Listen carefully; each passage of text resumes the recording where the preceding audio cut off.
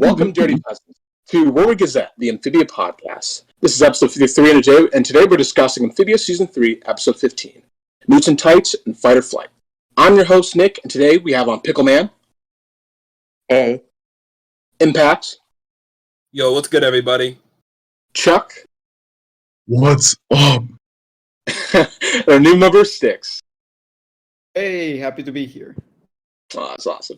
So as is like tradition for Wartwood Gazette podcast, like anytime we have a new member on, we like to give them a chance to introduce themselves. So, Sticks, like, what was your experience with Amphibia, and how did you like come across it? Well, that's a pretty interesting question for me, actually. I had known about the show for a couple months before I actually watched it, and I watched it on May of 2021. I binged it without any knowledge of the leak or anything. I just watched it completely on my own, completely blind, and it was an amazing experience. I got into it simply because I saw a promo that Inbal Breda made for True Colors.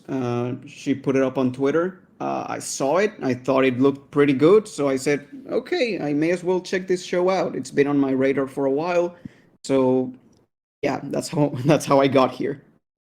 Oh, dude, that's awesome. I mean, I'm just happy you, like, because I know around May there was like a ton of spoilers flying around because like what happened in True Colors. So I was happy you managed to avoid all that and you just came into the show blind. Like that's just awesome. Yeah, that's really cool, actually, because I don't want to make it too much about me, but Sticks, I actually had a similar experience too with just binging the show with no spoilers or anything. So that's really cool that you got that opportunity. That's sick. It's nice to have someone else who did that, where there was no like communication with the community. It was just kind of like just watch the whole show and go from there. That's awesome, actually. You're probably one of the first or the last people who got that experience, because I feel like once True Colors properly came out, is the first thing you learn about Amphibia is, oh my gosh, this character died. Yeah. Sort of became his trademark, right? Like that's what drew a lot of people in. Yeah, pretty funny. But yeah, anyway, news this week, I don't think we got anything new besides the fact we had like the gallery Nucleus today, right? Nah. Yeah, I mean, we got a pretty cool... Yeah, I think... Oh, yeah, I was just thinking... I was going to say that we got like, I don't know if this is newsworthy, but a lot of like storyboards and stuff did come out for like the Core and the King that were like significantly different. I won't talk about it, but like if anyone like watching the show like wants to check that out, it's very cool. There's a lot of different dialogue changes and stuff, and that whole thing. I wish I knew exactly who posted them, but you could probably look it up and go from there. But it's really sick. There's so much. Are you talking about the Core and the King? Yeah. That's what I mean. Yeah, I think that was Danny Ducker. They posted Is that like side characters? Yeah, that was like a different website. Yeah. Yeah. They posted it on their Twitter and stuff, and then it goes to another website, but it's sick. It's so cool. Yeah. So. Oh yeah, I mean, all of those just looked amazing. I mean, Danny Duck, I know she they practically dumped like the whole thing, right? Like there were hundreds of storyboards. Yeah. Just like look at it all. Like it was awesome. Yeah, it was great. Oh yeah, I was actually a while ago. I was looking through them, and there's a lot of dialogue changes actually because they don't finalize it there, so they just put in swearing and stuff. It's funny. Yeah. Oh, you know that's always funny to catch in boards. Because I know like there are times when they just have like grime cursing and something happening, and it's just like I just wish someone made it to the show. Yeah. So I think besides that, we also just had a gallery Nucleus today, and that was just I mean, I think like we can't go into anything too big yet, so we're just gonna have to wait on that. But yeah, there's like just a lot of good bits that we'll be able to discuss later in the recording. Yeah. All right, sorry about that. Okay, I got it now. Okay, yeah. So tonight we'll be discussing Newts and Tights and Fight or Flight. So Newts and Tights was directed by Jen Strickland, written by Gloria Shen, and storyboarded by Silver Paul and Alex Swanson.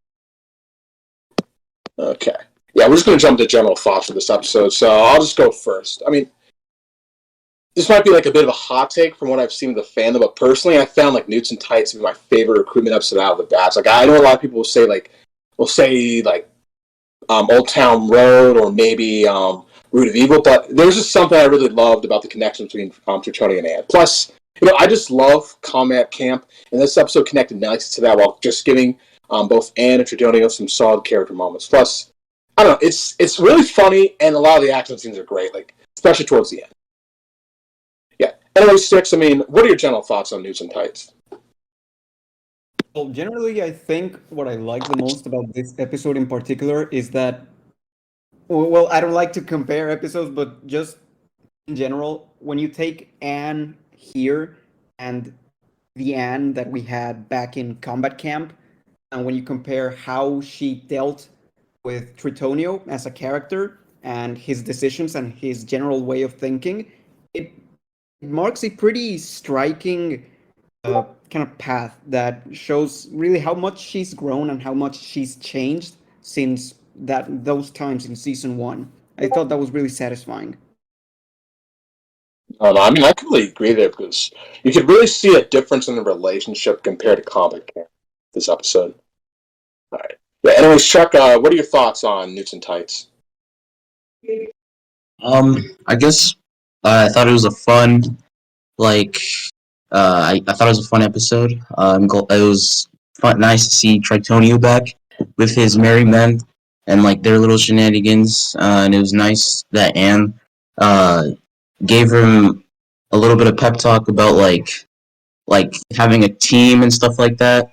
And I think it was a pretty good successor to Combat Camp. And I totally agree there because I feel like these episodes, they don't just work by just being direct, by being callbacks to those previous episodes, but they also just build off of them and just really give satisfying, arcs to what started before. Yeah. Oh, no, yeah, Pickle Man, what are your thoughts on Newts and Tights? Well, it's probably their last Goofy Spran episode. I'm gonna miss that. With all the, dumb, wacky misadventures that they have. And this is probably the last one of those. And I think it really did well. It left on a high note. It had some very funny gags. And, something I'm a little bit, honestly, less happy with is the way they handled the fun sword. It's kind of a very minor thing, but I don't know, I'll get into that later more in depth, but I just think they could have used it more if they're going to use it at all. As soon as we start, I'll let you guys tear into that, just so we can get that out of our system.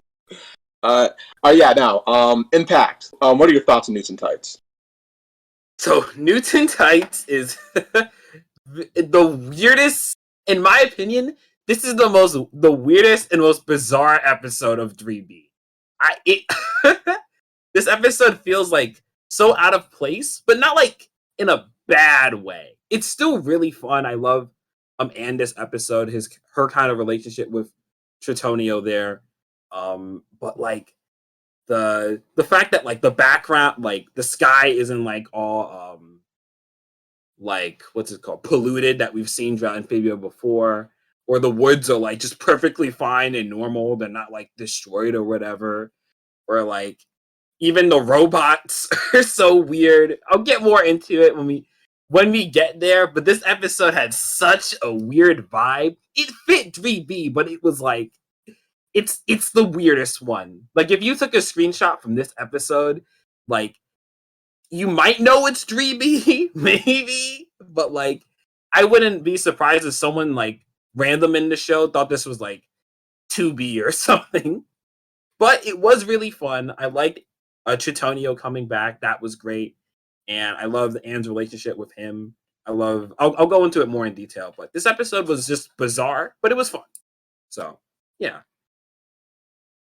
Yeah, that's just a really solid way to like the episode, because I just know a lot of choices in this episode are just really, really strange, but also amazing at the same time. But yeah, we'll be able to get into that later. Yeah. So yeah, just starting out this segment.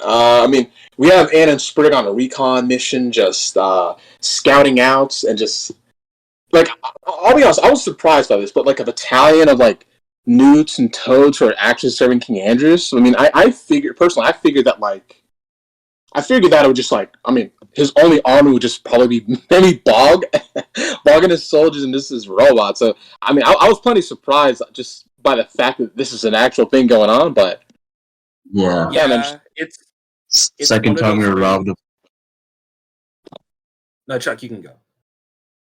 Oh no, I was just saying. Second time we were robbed by Bug not showing up. Yeah. What happened to Um, Bog? We don't know. he's just somewhere. In a whole Yeah. like how Sonic Angels know. Yeah, because I know because I know like the whole fan is. Oh, God. Oh, is someone gonna say something? Yeah, I was about to say, like, yeah, the last thing we know about Bog, he got promoted to, like, head of Toad Tower, like, what was Grind's former position, but that's it. Yeah. We don't know anything since then. Yeah, Bug just sort of disappeared into the background, I guess. But I know. I mean, what's funny is we've kept on like speculating like when he could appear, but I guess he's just gonna be saved. I feel like, yeah, it's kind of weird that he hasn't shown up yet, but I feel like with the amount of callbacks this season has had, like, he's probably finale stuff. I think they'll be able to. I think they'll finally beat his ass in the finale. He's Or got they'll it. If they're bringing back like Tritonio and Domino too, they're gonna bring back the guy who's like, "Hello, I'm gonna appear later," literally a season ago. Yeah. Or I he's just think, gonna like- randomly die on the sidelines and be forgotten. I Bug think dead off screen. the thing that got me with this part with Anne and Sprig kind of like they're using the core symbol now. We're not using like the original like Amphibia symbol. They're just using the core symbol, and no one really says anything about it. Everyone's just kind of like, oh, I guess that's their new symbol, whatever. I mean, obviously, I don't expect them to just instantly connect the dots, of course, with like the mural she saw in Mother Almond and that, obviously, but like there isn't really like a mention about it. It's just kind of like, oh, they have the core symbol now, and that's it. Which I mean, isn't a bad thing. It's just something I noticed. So Yeah. Yeah, so I mean, it is pretty interesting to see like the whole. I feel like, yeah, I do like how sort of like the core symbolism like sprouting up in Amphibia all of a sudden just connects back to what they were planning back in the Corn of the King, right? Just the idea of like burying their society deep within the ground and just waiting for the chance to sprout up again. Like it's just, yeah, it's pretty cool to see how that sort of changed a lot of the costume design in Amphibia. So yeah, I just want to put that out there. yeah, and I think like, yeah, pretty much, I agree with that too. I think like, I guess another thing I just wanted to mention here is like, Anne goes like, "How could anyone work for Andreas?" I'm like, I'm pretty sure they had no choice. Like, Yeah, I don't know. Yeah. Being very judgmental to them. It's like, what do you want them to do? Like, to get in his sleep? Like, what? It was either that or death, guys. Like, I used to just die. Like, they don't have That's much what's gonna choice. happen. Like, yeah. All right, just okay, just so we can get out of our system, so we don't like freak out later on. But how do you guys feel about how they've been handling Anna and the Blue Sword so far? I don't know, because they barely been handling it. I just wish she had it earlier in the show. I wish she like used it in Reunion or in True Colors when a fancy shiny sword would have been like, oh yeah, you got the shiny sword for this exact purpose. And then like they show it up again now, but it feels a bit like it's kind of a little bit wasted on this out of all things now. Like it's a good time for the callback, but they literally like next episode she's grabbing another different like rusty old sword. And it's like we just talked about this. And then like the part when she throws it at Tritonio and like it glows like blue. Like I felt like that felt like such like a tease. Or like so mean because like it's not like glowing blue or anything. Like it Feels like, yeah, it does feel like it's like the show sort of has been like abusing the rule of cool. Like they'll it looked really badass in some of like the promotional material and like the intro in season 2, but then like I don't know, like a part of me just questions like how much did they actually care about the blue story, right? Like is this a thing we got too hyped up about? Because like they only showed it in combat camp and just used it in promotional material just for the sake of it looking badass, right? So like And they put it in the season 2 intro out of everything. yeah, I mean, that's why I'm split on it because it's like, like is this a case of the show sort of misleading us, or did we just get too hyped for it? Like, I can't like, oh, I just can't pinpoint it. Honestly, in my opinion, Yeah. I've been thinking about this for a while. It honestly feels intentional at this point. Like I'm really certain, or I want to believe at least, that this is just the crew trolling us. They know we have been expecting this sword to pop up again, and it just hasn't. And then it suddenly does for the one episode that Tritonio comes back in a semi important role, and then it just disappears by the next segment. It's such a tease. I mean, we know the show Yeah. loves doing that. It's like there will be so many moments where like they play the dramatic music to like a reveal, and the characters are just like, "Bro, I don't even know." Like it's just like, "Bro, what is this?" They just drop it and forget about it. Well, it is one of those things where it's like it doesn't really matter. It's not like it's having a huge effect on the show or anything. It's just like it could be a cool prop, but it isn't because they don't use it. Yeah. They're like, yeah. I mean, it's just I guess just how it is with the show. I mean, now we can now we can probably move on for that. But yeah, okay. So we have like Tritonio's men just suddenly doing an ambush. Raiding Andrews' forces. We even got like what Joyo Potato. Shout out to Archie Yates. I mean, I mean, in my opinion, he did pretty great. Yeah. Yeah, it's pretty great here. Honestly, I'm not gonna lie. He was really funny. Jojo the goat. But I don't. It's just like I think Tritonio was. I mean, okay, Jeremy was my sort of like meme shit posty. I'd love it if he was back, but I think like Tritonio was like my true number one, and like yeah, this is just like a really solid return. I don't even know what else to say about it. Like they just did really great here. Yeah, and it fits his character perfectly too, with like leading a bunch of rebels, doing his own thing, and he's just very much willing to just kind of leave them behind when he needs to. Like Yeah.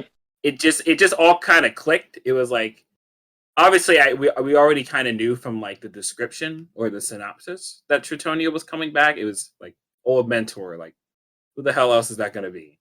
You know what I mean? But like even from like it just fit the character so well that like yeah, I just thought that was great.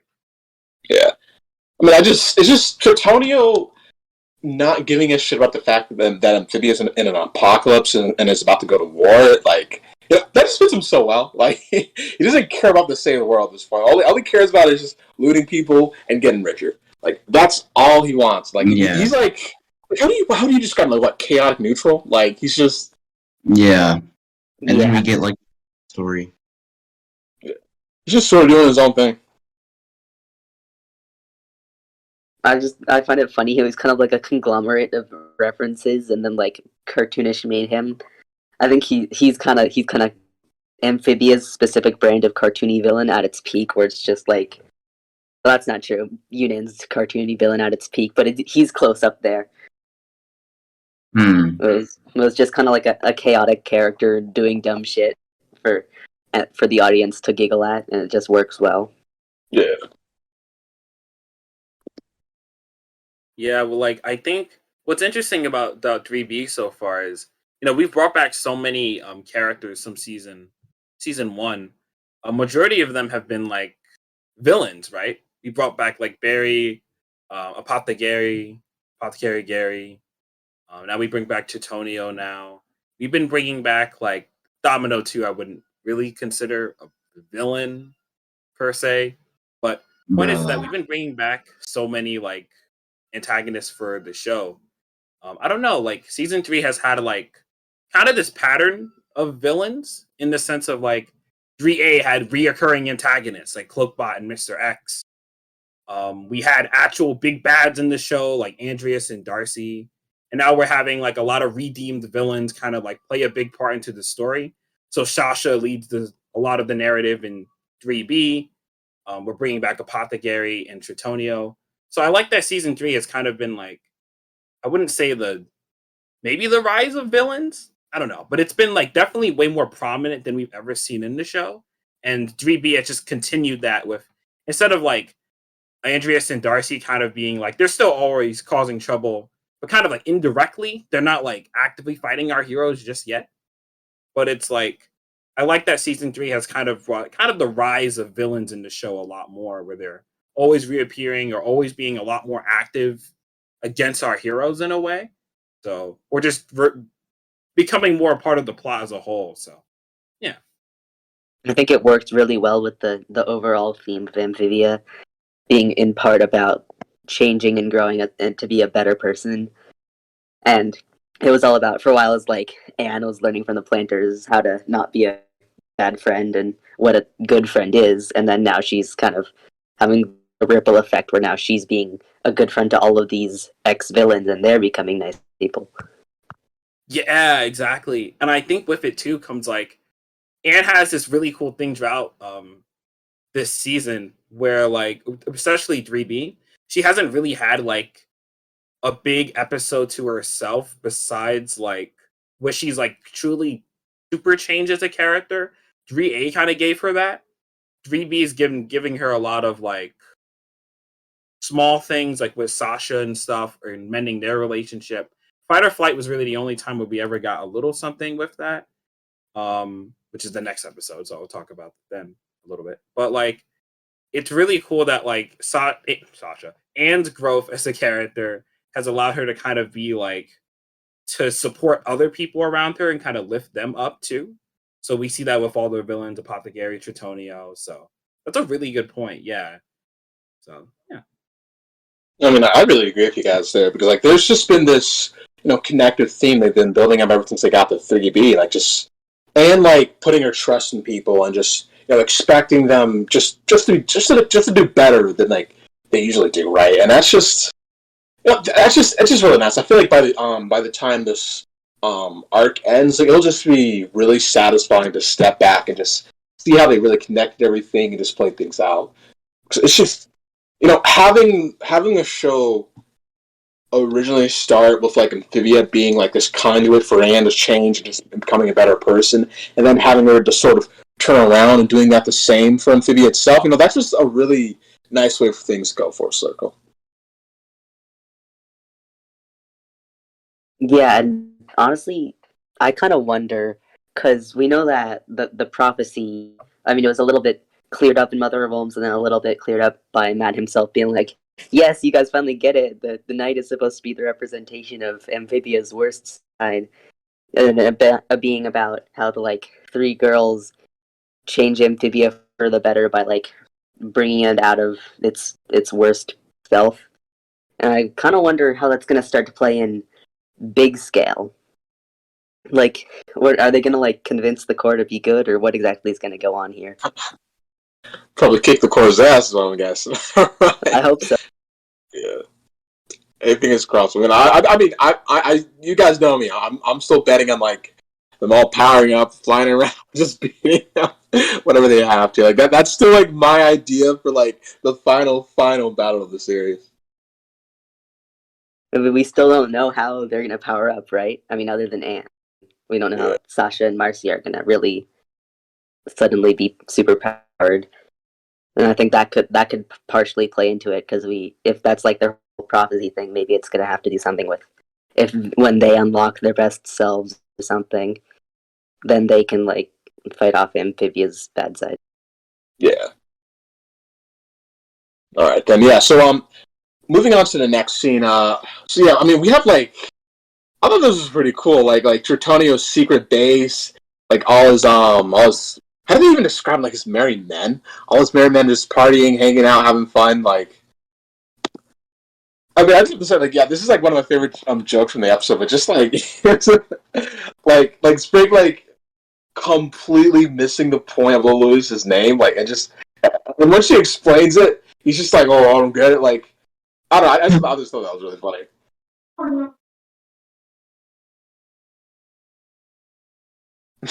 Like, I'm just watching. I swear, hasn't he done this before? Where like he's eating something and just goes, "I don't get it." Like, right? Like, I swear, I've heard him do that before, hasn't he? Right? Yeah, I Sprig. remember. I don't remember. I feel like But it was quarters past. I think it was quarters past. Right after he got Anne's phone. I forget. well, I think that was. I don't get it. Like, what's he? I think he was just like, I don't know what to do with this or something like that. Yeah. I swear it was from. I mean, I swear it was from that episode, but nah, it's whatever. Yeah, and then we have like the scene of like Anne just recognize. Okay, I really love this moment because like, yeah, not only is Anne like sort of recognizing how skilled Tritonio is, but like you can also see that you can also just see like how disappointed she is with him still sort of staying in his like I don't want to call it like bitter ways, but sort of like in his I guess sort of like relying on his worst traits, I guess. But yeah, I mean, what do you guys think about that? I think you pretty much said what I was thinking there too.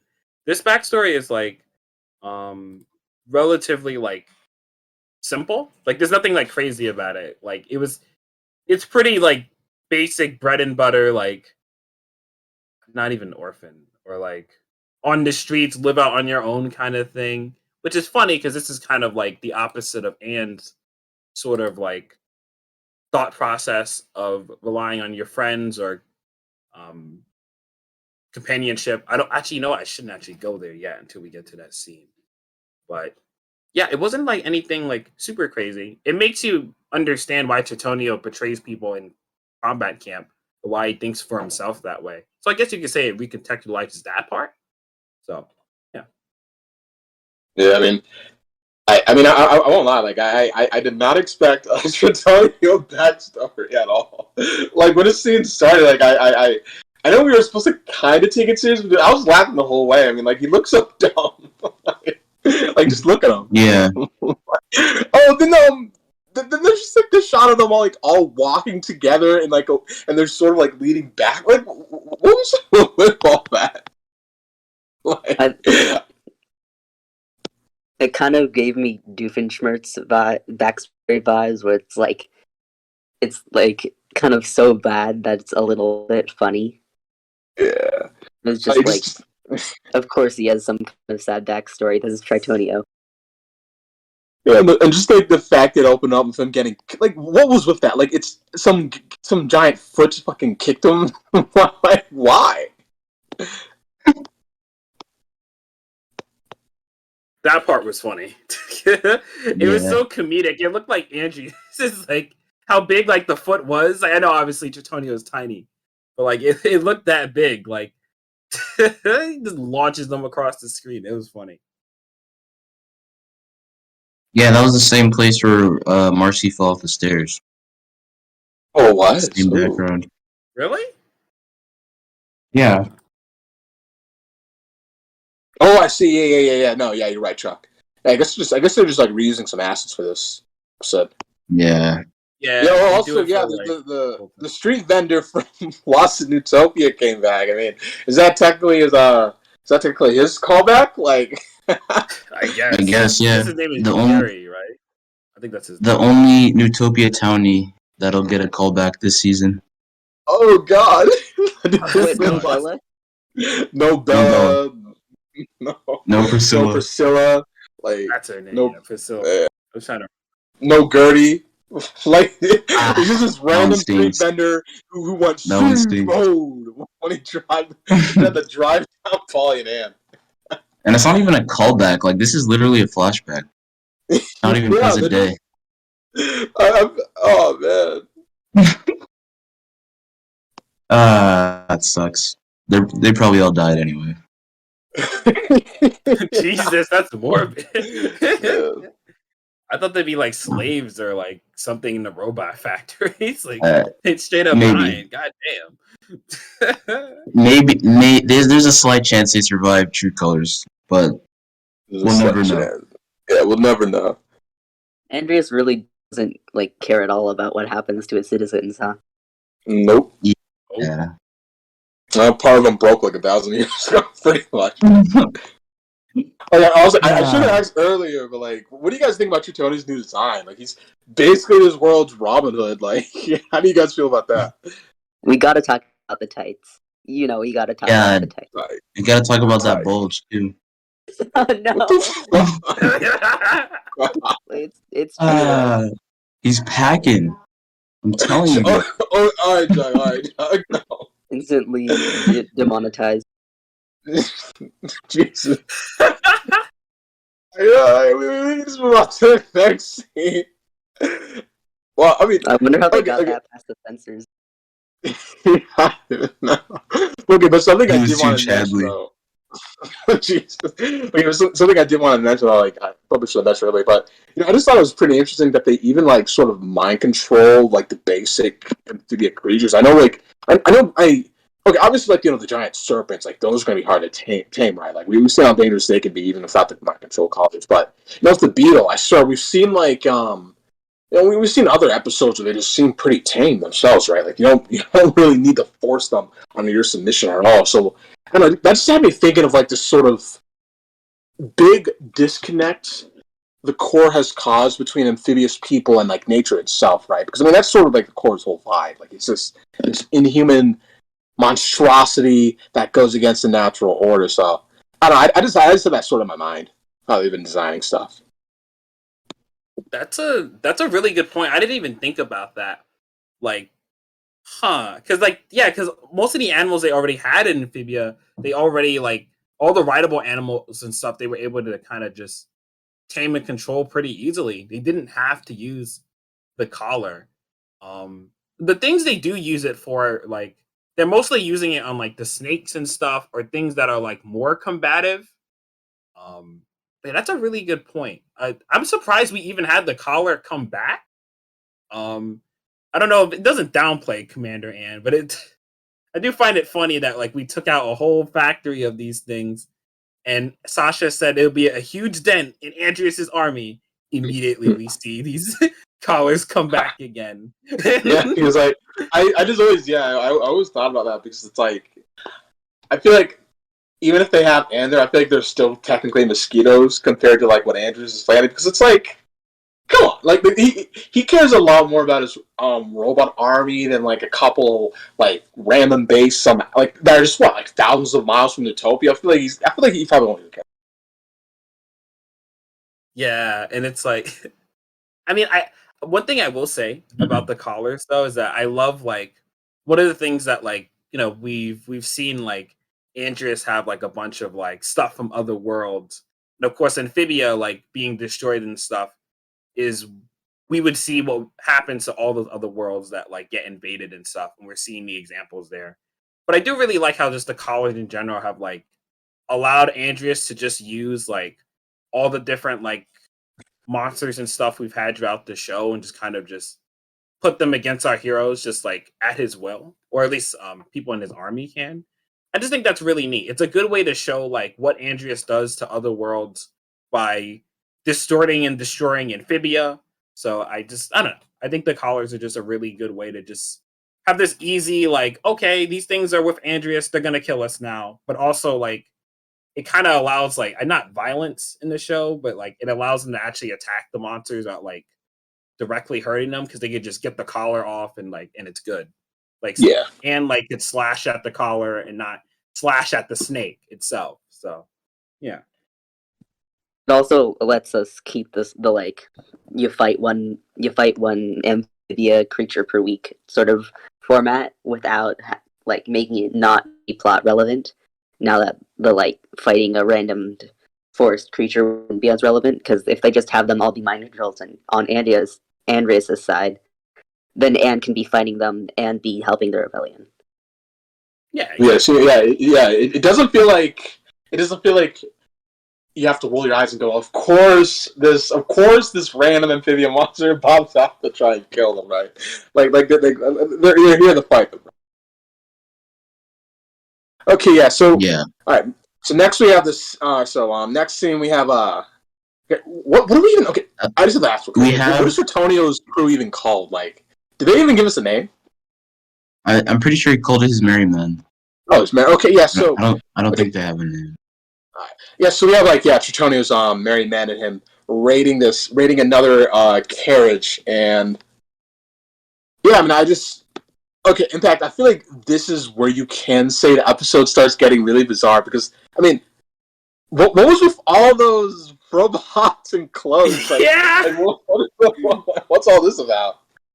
Yeah, I was like, they're in theming too. Like, what? We've never seen that. Like, like I guess the closest we've had like to the robots fitting the theme, I guess, is like I can't even think of it. FLX, I guess, maybe not even like I wouldn't even count that with the moth robot or whatever. Like this was so bizarre. Like it drew me off like crazy. Like it felt so parody-ish. It's cool though. It's not a bad thing, but it's like it was weird. It was funny. Really weird. Yeah. Yeah. So after the flashback, he explains like that was how he explains like how he was how he is why he is how he is today. And then, like, basically the caravan is coming, and then they plan to attack it, and then they find out it was a trap of robots. So then, I guess, Impacts, do you have any more thoughts on that? I thought I said what I said about I thought we were already there at the part. I was just recapping, like, the part before that. Because we stopped at the flashback. Oh, okay. No, I don't have anything else to say about it. I don't know if anyone else does either. Pickle, do you have anything? I feel like we might be getting a little bit more into what I'm going to talk about in the next scene, just because of the specific choice of final boss monster they had. But I know what you mean. I feel like the show keeps getting more and more creative with how they're showing the robots. Like at first it was just generic Frobos, and then there's like, oh, they've got little personality quirks, and then we had a specialty, but the rest were normal. And now it's like each episode there's a new gag with the robots. Like they had the shift change thing, and they've had a lot of different like special ones. And it's a fun way to mix things up instead of just mowing down the same enemy over and over again. Yeah. Sticks, do you have any thoughts on the ambush scene? Well, honestly, I gotta agree that I'm still pretty stuck on the choice of clothes for the robots specifically. It was really funny to just see that. It caught me completely off guard. I think one of the first thoughts I had when seeing that was like, is Andreas getting like bored or something in the wake of the invasion? He just gets news from the from the continent that there's this group of like rebels that are in so and so clothes, and he's like, why not just approve a counter ambush force that is themed in the same regalia as they are? Why not? Yeah. Yeah. I feel like maybe it's just Andreas. Andreas loves like joking around and like playing around. So like, I can totally see him just being like, "Yo, let's have some fun with this. Let's have the robots be dressed just like them, like just like I don't know." But it was very funny. Yeah, it's yeah. I think. Oh yeah, go ahead. No. I was just gonna say I thought like I just think back to like I forgot where this was in 3A, but like it was like something about like robots having souls and like them becoming more sentient, I guess. So maybe that's like maybe that's like an example we're seeing here. Yeah, I mean, I just really felt like they were doubling down. I know they already had like, I mean, this whole thing's pretty much like a Robin Hood reference or something, right? And I feel, and it's like, I feel at this point you can tell they're trying to double down even harder. Like it was already enough to have Tritonia basically be their equivalent of Robin Hood, but then they had to go combine all the villains into like being resemblant of that. I don't know. Like, Yeah. it's really weird, but I feel like it still works. It still works. Yeah. I do want to mention that Pickle. I definitely agree with you on the Frobots. Like, I love the variation of them. I think that's such a good point. I was very scared with the Frobots as a whole that they would get very boring very quick. Because they weren't boring in season 2, but we barely had any of it. We just had Frobo and then like the evil Frobots. We didn't have like a lot of variation. But season 3 has kind of kept like every Frobot you're always going to remember. Cloakbot is like his own thing. Like you're always going to remember that kind of Terminator feel he had, constantly chasing after Anne in like 3 consecutive episodes. Even his appearances themselves are all extremely unique. And then when we get to Amphibia, we have like a ton of robots already. And like the regular Mook ones are cool, but like they've been constantly adding like new ones, like the flamethrower one that we had in the Root of Evil. And now we have or like even the crab one in Sprivey. And now we have like we're gonna get to it later. But yeah, we have like the Robin Hood kind of, I'm not even sure exactly, the hooded robots that are talking way more than the other ones. So I guess they're more advanced programming wise. So I liked the judge puns. Yeah, those yeah, are that was good. funny. Yeah. So then I guess after the trap part, I guess when they come out, we get like a shot of Anne and Sprig fighting the spore, like I think they're snakes, something like that. And then Tritonio obviously betrays them, and then Anne tries to call out to him, and he just runs away. He gets back to the camp with a bag, ready to leave. He like fries at the picture that JoJo painted for him. And then Anne gives him like this little pep talk, or like scolds him about like her being disappointed that like he's missing out on the greatest like treasure of all, which is basically having your team, or having your team's back and someone to look out for. So yeah, I guess we got that scene. So I guess Sticks. What did you think about this part of the episode?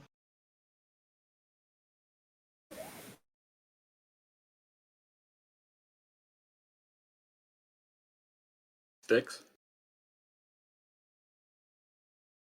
I guess.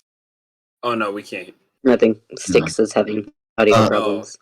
Okay, then we could just go to Impact while he. Oh, I was gonna.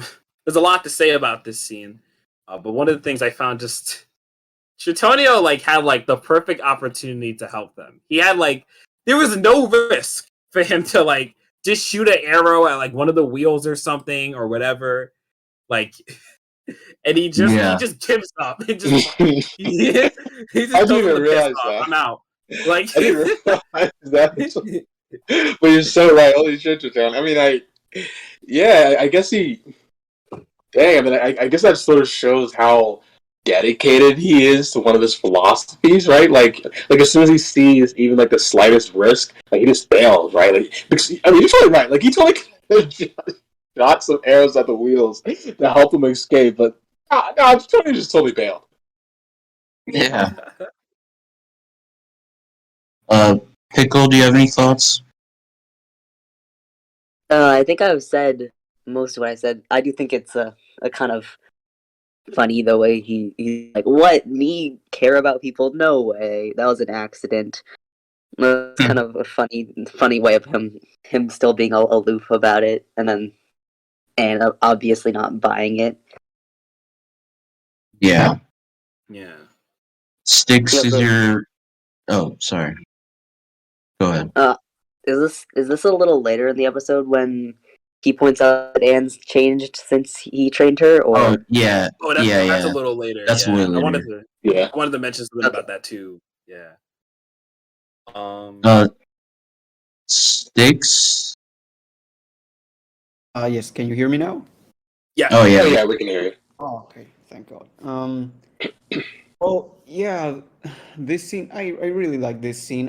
In particular, I think it was kind of funny, like how obviously affected Tritonia was over the fact that his whole band of merry men just got captured, and yet he still tries to pretend like, oh no, I don't care, I don't care, but he obviously does, and it takes Anne's pep talk to him, for him to you know later consider that actually trying to be selfless for once, but still. Yeah. Yeah, man, I just totally agree that it's like I feel like you could definitely see. Because that's who Tritonia totally is. I mean, while he does like to be like a scallywag, while he does like to play up his whole like cheeky persona. I mean, he still has a big heart, and he's still obviously like like he can still obviously like form relationships and care about people, but like I mean, it's just also how he was raised too, right? Like he also just wants to follow that, but yeah. I don't know. I mean, Tritonia, not like the. He's not like one of the. He's not like Amphibia's like shining defining character, but I don't know. I just really like him, and I like how the show's handled him. I think like Anne's like talk to him is really nice too. I think like Anne and Sprig's relationship is like the cornerstone of the show, right? It's like the most important thing in the entire show, right? Their friendship. And I think Yeah. like what's great about like um what's great about like this is that like Sprig is kind of like why Anne like I think there's a lot of things, but I think like Andreas and Anne have always had that parallel with each other. Both are portrayed by not now we know it's a little different, but they're still portrayed by their friends at the end of the day. And Andreas holds that resentment towards like Leif and such like the whole time, and he doesn't really have anyone else to kind of help him out in any way, or he dismisses friendships as a whole. But Anne, who's also been backstabbed by not only one person but two people that she's really cared about, still actively sees the value of friendship thanks to Sprig. So it kind of allows like her to understand that like yeah, pretty much that's pretty much it. So it allows like Tritonio allows her to kind of express that lesson she's learned with Sprig and their friendship and how valuable that is to Tritonio. So I thought that was just great. Them using like Anne and Sprig's relationship, something that's been such a huge part of the show, and like using that for a lesson for Tritonio for here. So I thought that was really cool. I mean, I totally agree with all your points there. Like, it's just, it's just stuff like that that just really make me like really, really, really, really love this episode and just call it, like my favorite. Like, honestly, I think, yeah, I think it is one of my favorites from 3B so far because it's really on point. They use Tritonio and Anne here in a really great way, and they just and the way they handle it just makes Anne developments in season 1 shine even greater. It just because like a lot of Anne's development, it has had to do with her really, I mean, I'm saying like even 3A, like that was like the whole point of her journey through there was to really recognize like the benefits that trust and friendship can bring you, right?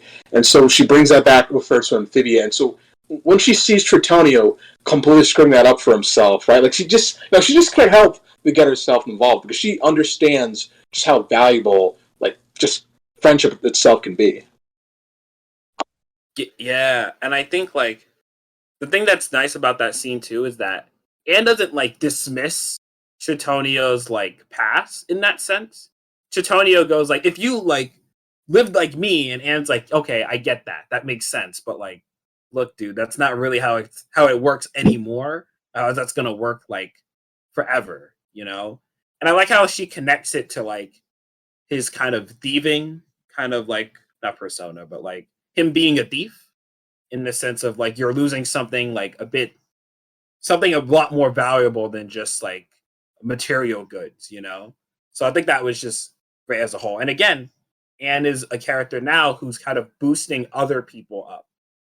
Since she's learned so much in 3A and throughout the entire season, it gives her a shot to kind of express that growth on other people around her. So I think that's just so cool that they've been using that for a 3B. It's very fitting. Yeah, I mean, I completely agree with you there. It's just, I mean, I also want to add, like, the music in the scene is just amazing. Right? like the dialogue itself is already really solid, but then they like just the score just elevates constant bangers. Yeah. I just cannot wait for TJ Hill to release some samples from season 3. Like, that was just be an amazing day. Yeah. Any more thoughts on like the confrontation scene? I think we can go straight to the judge part now. Okay. So I guess for like the really juicy part. Yeah. So and then like Spring, I guess they find the Frobos, bringing the prisoner, the merry men to the judge brought, and then and then he finds him guilty, I guess, and then Anne steps in, distracts them, and then they go after her. They start fighting, and then Sprague breaks out the Merryman with some scissors while Anne's fighting. And then I guess the judge bot gets angry, and then he turns into this giant mecha thing.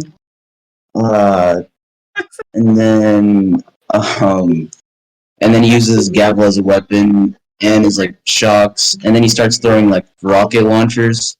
Or no, he starts throwing rockets.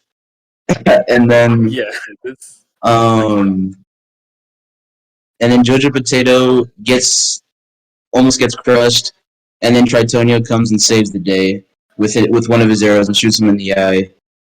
We get the Justice is half blind pun, and then Tritonio basically saves the day. Jojo Potato is shocked to see Tritonio, and then Tritonio talks about how he doesn't really care about the rules, and then pretty much he gathers the Merry Men, and then they defeat the robot. So I guess Nick, and your thoughts on the fight scene? I mean, when I saw the judge for the first time, I was just like, "What the fuck? what is it? What the hell is this? What? What? Yeah, it was weird. What the hell? Who made this robot model? I get this a human Robinson reference. I feel like it was like an Ace. I feel like it was like an Ace Attorney reference. Because it's like a game about.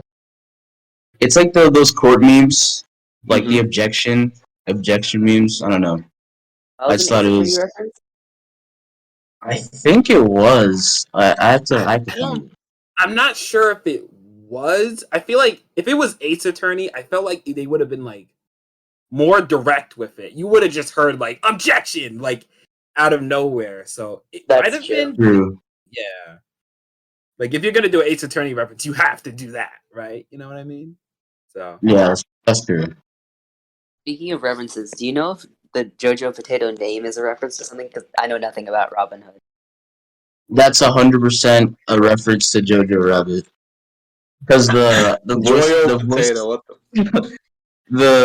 voice actor for him, Archie Yates, he was in Jojo Rabbit. So I think that's the closest thing I think is a reference to it. But if not, then I have no idea. So I guess. Oh, go ahead. Oh no, go ahead. I mean, I was just gonna say, how do you guys even think they got the idea of inviting him onto the show? Did someone just finish watching Jojo Rabbit and they just thought, oh, that key? Yeah, I don't know. Was adorable. What if we just had him on Amphibia? I don't know. I think it's. I didn't know it was. It's probably the funniest casting choice of the season. Okay. So something I just really wanted to mention, So yeah, I mean, Amphibia fight scenes are never mine. Okay, besides the season finales, obviously. I mean, but Amphibia fight scenes, they're never mind blowing. But I always do love how creative and just fun to look at, like, right? Because like you have like Joey Potato literally tearing out a robot's arm with his teeth, and then you have like a random Newtopia guard squeezing one the depth of its thighs, like sure, it doesn't look amazing, but dude, it's just really fun. Yeah.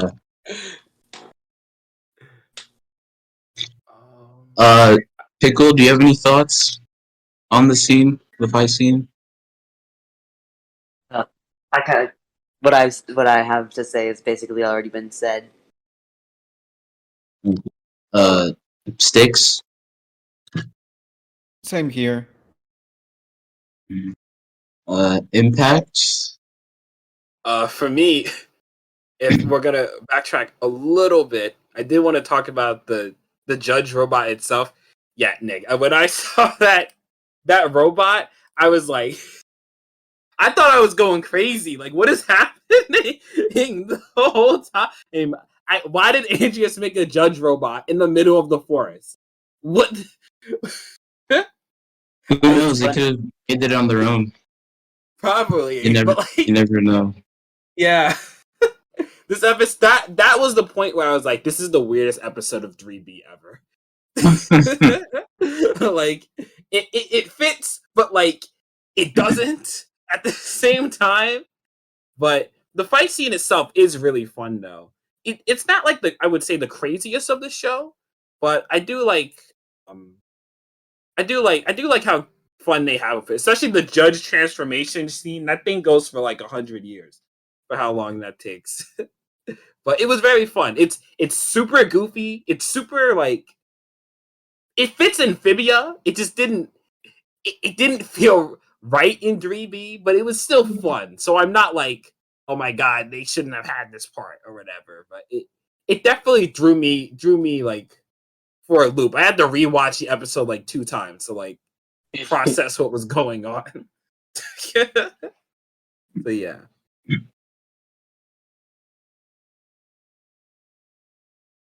Yeah, no, just like the judge's inclusion in the show, like, yeah. Like it's just, yeah, you can tell they're just having a lot of fun of it.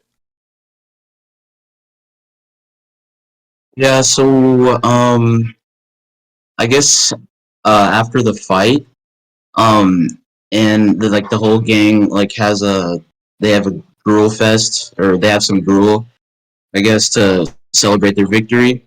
And then Anne talks about how she teases Tritonia about like, oh yeah, what about no loyalties or attachments? And then he gets all he tries to deny it, and then like he looks over at his merry men, and then Anne gives him a chance to join the rebellion, and then ultimately he says yeah.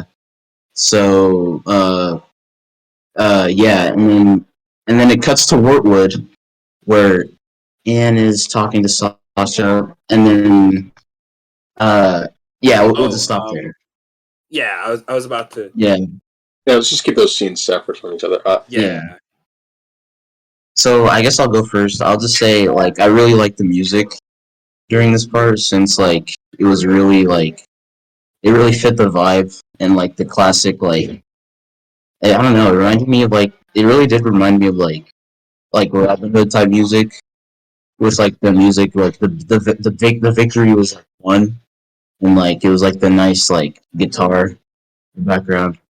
I really like that. It was like a nice touch. Yeah, the music was just really, really great this episode. Like, man. Yeah. Do you have any thoughts, Nick? Oh yeah, I mean, just a really great way to sort of conclude Anne's like little bout here with Tritonia, right? Like like we've already discussed, like there's like the whole idea of like these people that they've encountered before. Maybe things ended kind of bad with them, maybe things ended kind of good with them, but now they're just back and they have like their chance to sort of become better people by Anne just pushing them. And yeah, it's just, yeah, I feel like we've already said like so much about what Anne has done for Tritonia, but I don't know, it's just a really good scene. But I also just wanted to point out, I just really love that one shot of let me see it again. Yeah. So it's one like, and it says, "Oh yeah, face a big T." It feels good to have someone's back. Like I just really like that one shot of like of the camera sort of panning over to his merry man right behind him, and him just like sort of like I don't know, covering his face, right? Because he can't even admit how Yeah, big of a sop he is. But yeah, no, I just really love the scene. yeah. Sticks, do you have any thoughts? Well, mostly still stuck on the on what you mentioned like earlier about the music. I really think the music has been on point for the last couple episodes, and I can't wait. I'm really hopeful for perhaps, hopefully, we're lucky, an official release later on. I really like that. Okay. Pickle, your thoughts? I kind of talked about this earlier because I got the order of the episode mixed up. But yeah, I think the execution of Tritonio being kind of partially embarrassed, partially like, you're right, I am secretly feeling like I like these guys deep down was well done. And it's also kind of a testament to Anne's abilities to reach out to people. And I think that's, definitely a reoccurring theme this season. Yeah. Impact? Ooh, so this scene was really cool to me. I gotta agree with pretty much what everyone has said here about the music. But my favorite part was when Tritonio's like, "You're not the same girl I met all those months ago," and it's the same theme when Anne got like the blue sword in combat camp. It's the same Hey, exact music. Yeah, that was sick. When I heard it, I was like, I'm so glad they brought that back. It, it was so good. That part nice. was like, yeah, that was I awesome. didn't. I didn't even catch that. Yeah, if you go back, it's Yeah, great. Same theme when she got the blue sword. It was awesome. yeah. It's nice to see the show constantly like reminding us how far Anne has come, especially since Yeah. like season 1. Yeah, it always just feels earned. I feel like it doesn't even just feel like the show sort of like cheaply patting itself on the back. They also just make those scenes just really well executed, right? Like every time like a character says like, "Oh man, wow, look you've grown so much." Like it just feels done so right. Yeah. Yeah, and it just feels Okay. satisfying as a whole with just how much we had to like get through to get to this point. I think that's just what makes Amphibia just in general um like this.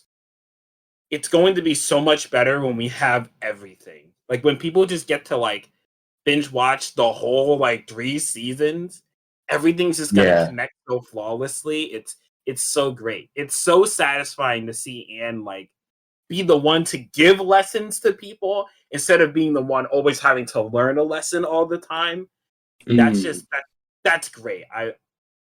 That Yeah, this that's whole just scene is just perfect. So yeah. It good. just man, it really does make you feel rewarded. Just like just watching episode 1 and making it all the way to the end, right? Like it's just it's just we're not even at the end yet, but it really does feel like a journey that's just been greatly rewarding. I'll be honest with you, like I envy the people who will be able to watch a show right like right after it's over. They'll have like the full picture to themselves. They don't have to question anything. They'll just understand everything perfectly, and it just I feel Yeah. jealous of that. I want that full picture experience. Well, that's perfect Yeah. for season 2 of the Wartwood Gazette, where we rewatch every episode. Imagine. God. So I guess any more thoughts before we move on to the room? No.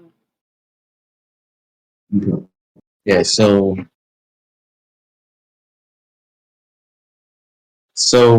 we come back to Wartwood, and then Anne tells Sasha that they recruited more Newts for the army. And then Sasha and Sasha tells Anne to come see a particular room that Hop Pop found while trying to find the bathroom, I guess. And then they find the room. It has the letter P. the same. It has the same like font as the one that had the Calamity box on it. And so like there's a hole, and it needs like it's like a book shaped hole. So then eventually they figure out that they need the book that Hop Hop was reading like back in Ant vs. Wild, that Hop Hop read that showed that the Calamity box is dangerous. So then after he brings the book and they open the door, they find this room with like a small bed, a desk, and then like other little details like a cape with a letter F. There's also like a Moss Man like little like award thing. It's like a mini statue. And then they find a letter on the table, and then Sprig gets to it and then opens it, and then we get the classic Amphibia tease where there's nothing on it, and then they deem it worthless, but then Sprig keeps the letter, and then they walk out, and the episode ends. So I guess Pickle, what were your thoughts on this room? Well, I can't help but notice that it seems like. Do you remember way back in Family Shrub when they first went into the room?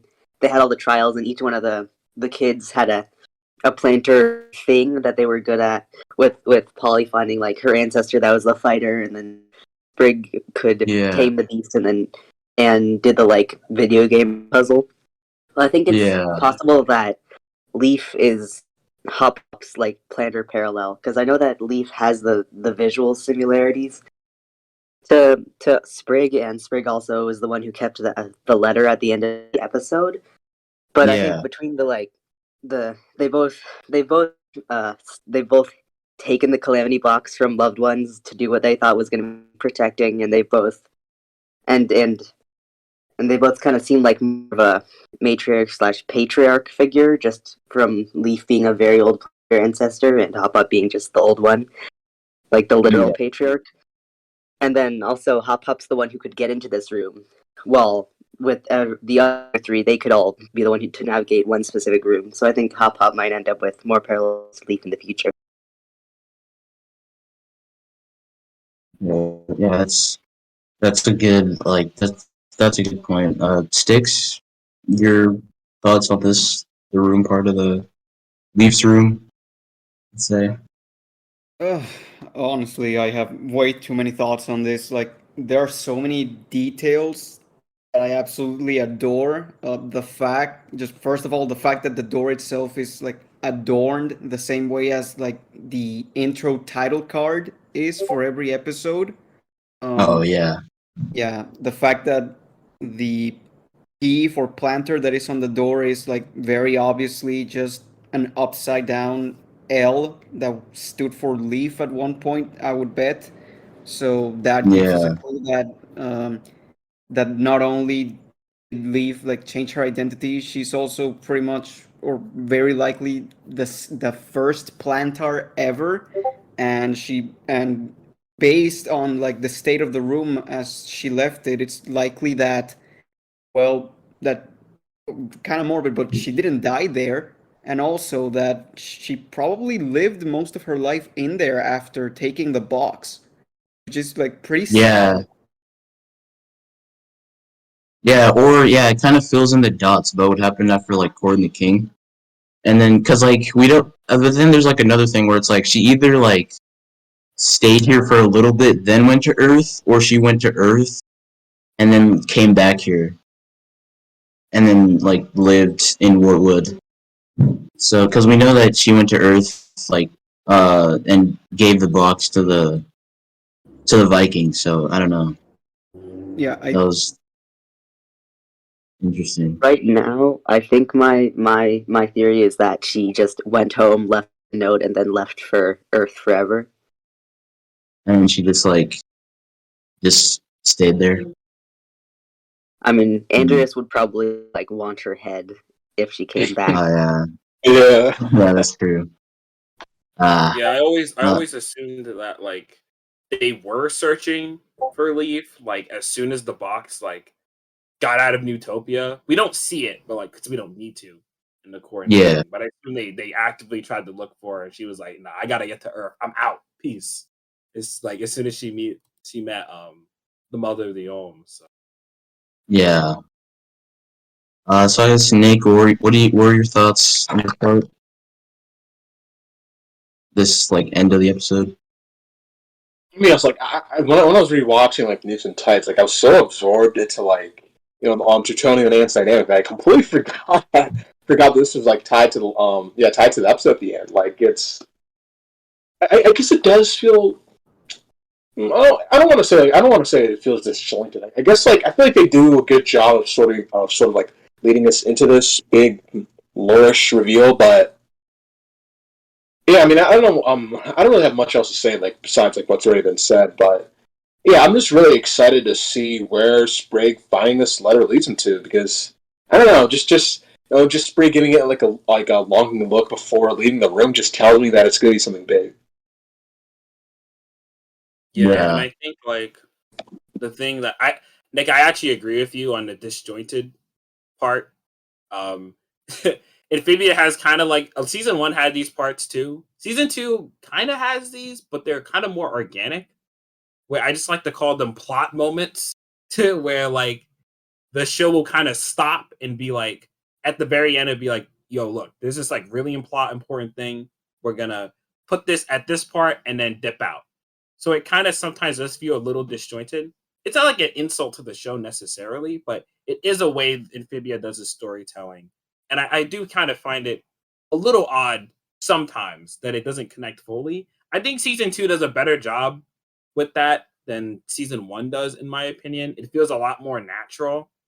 But yeah, this Yeah. definitely felt like one of those where it was just kind of like, all right, we need this. We need Leif in the letter to be set up. Okay, it's after the core and the king, so like we have a chance to do this.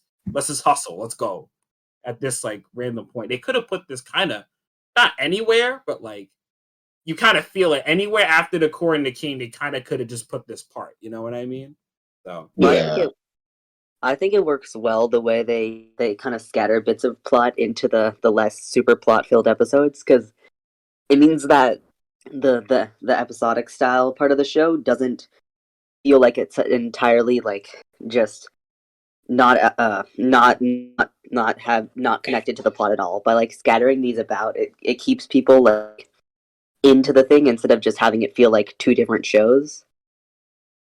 Because if there's little bits scattered about, then people just keep on remembering the plot and keep on staying up with it instead of being like, no plot, no plot. Oh my gosh, giant dump, no plot, no plot. Oh, giant dump, sort of feel. that's a good point, actually, because yeah, it does keep you on your toes a little bit more. Because even with this, like a simple episodic episode, you're kind of chilling the whole time, and all of a sudden, like, oh shoot, crap, this is some really important stuff near the very end. Um, that's a good point. Yeah. Yeah. So I guess any of you guys have any like final thoughts? Oh, I actually have one more thing to mention. I'm glad that they're adding the letter in because I feel like since After the Rain, the planters haven't had any like direct connection to the lore of the story, and adding back in Leif and the letter gives them another tie to it, so it won't feel like they aren't in the spotlight anymore. Just there. Yeah, I was kind of like a little worried that we wouldn't get like because I remember like when I think either before the season or 3A like a lot of us were like banking on like Planter War, but we just didn't know like when we would like get the action to like especially since fight at the museum when they saw the vase and they saw a leaf with the on the vase. So I guess like so it was just like only a matter of time till we got this like you said the letter as like the direct connection or their most direct way of like acknowledging Leaf's existence. I guess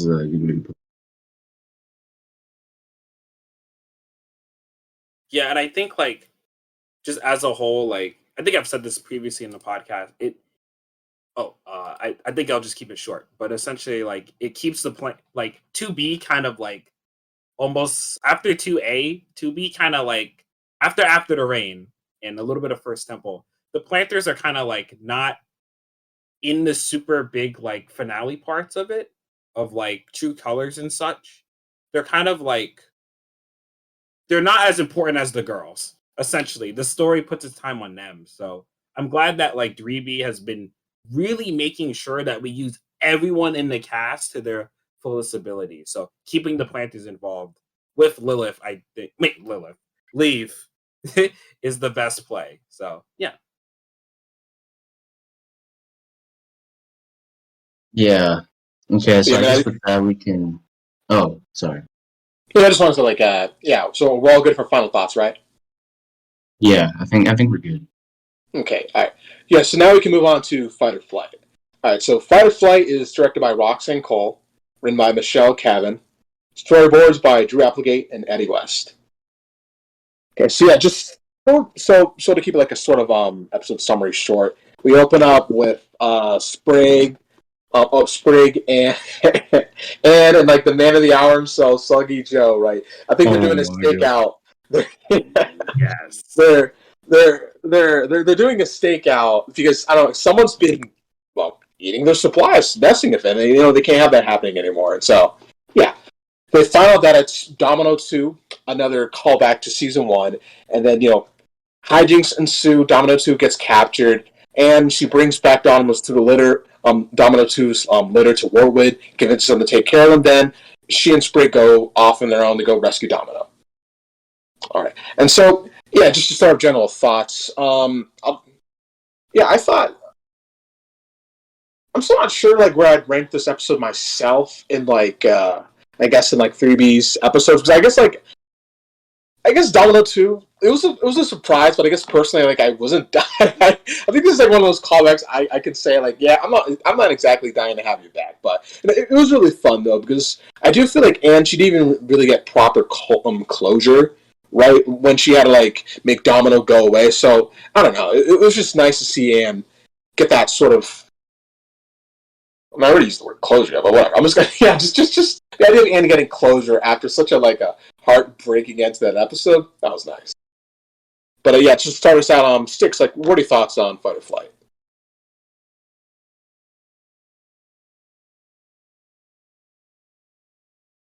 Oh, Sticks, you there?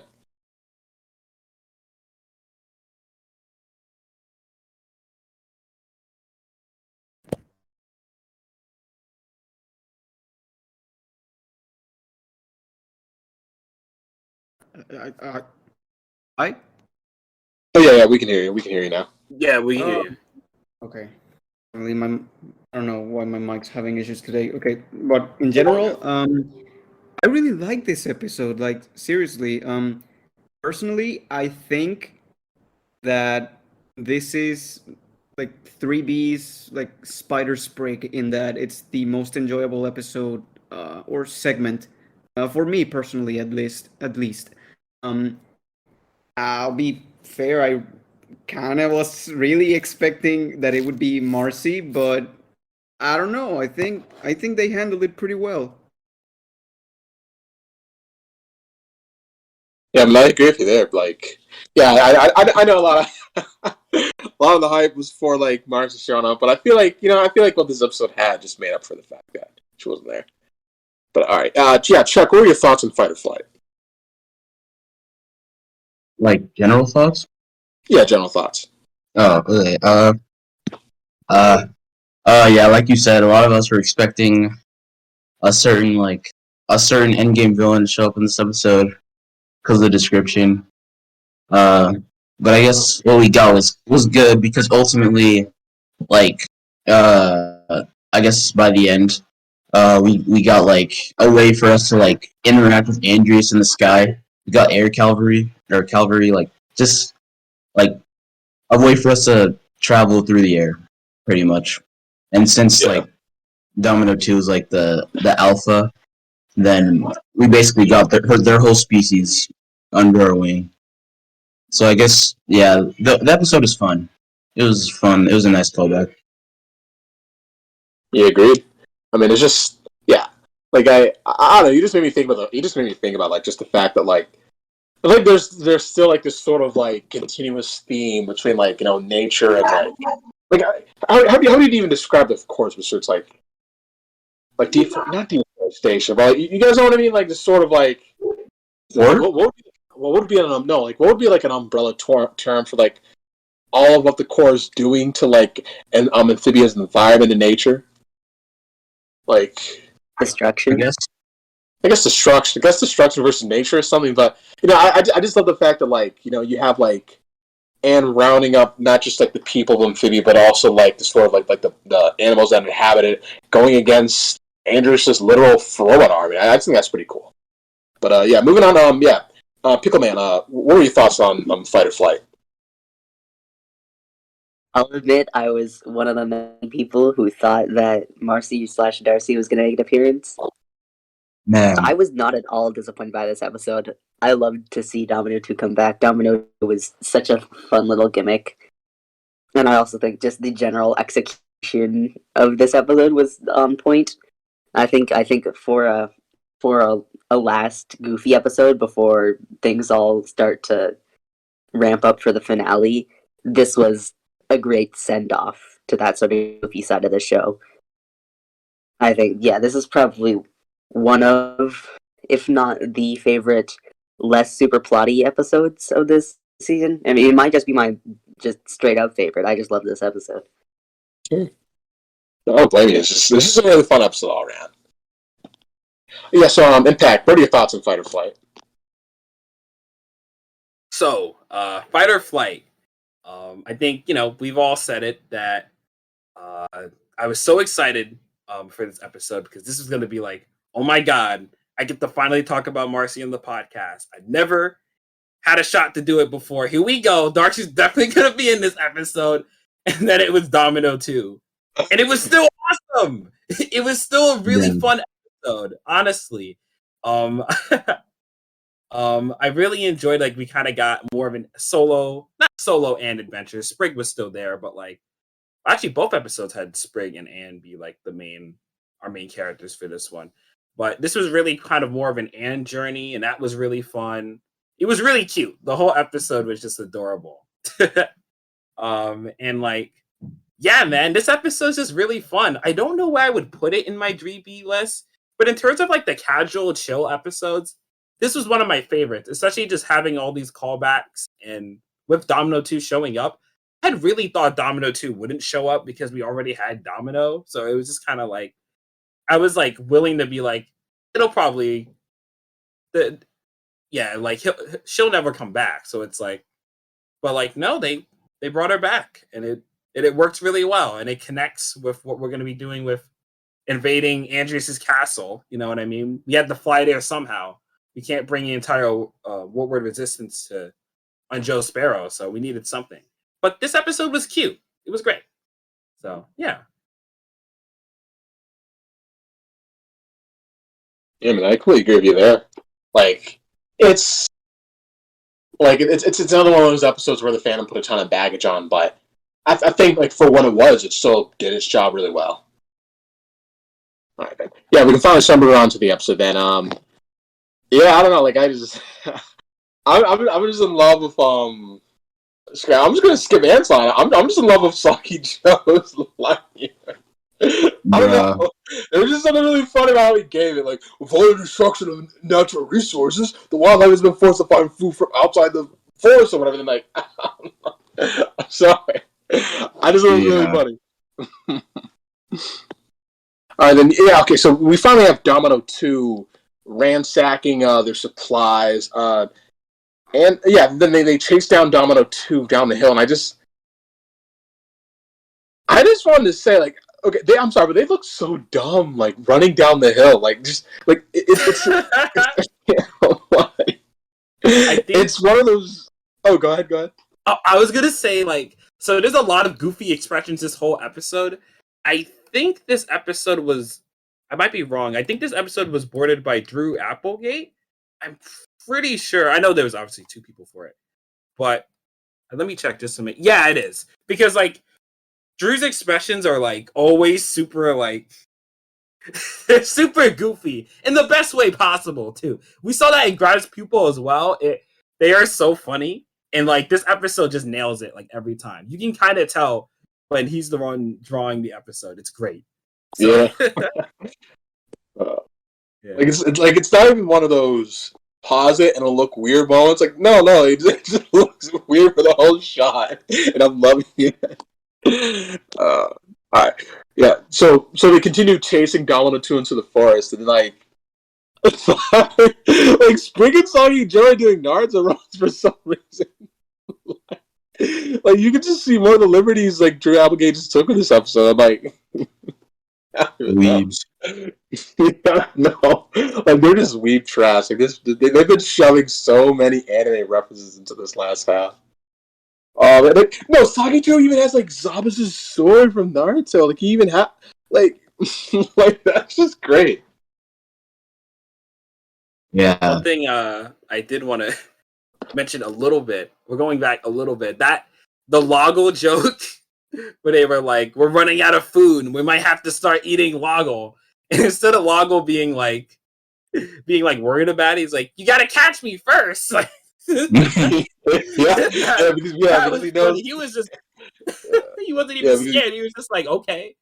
You gotta catch me first though, bro. Yeah. It was funny.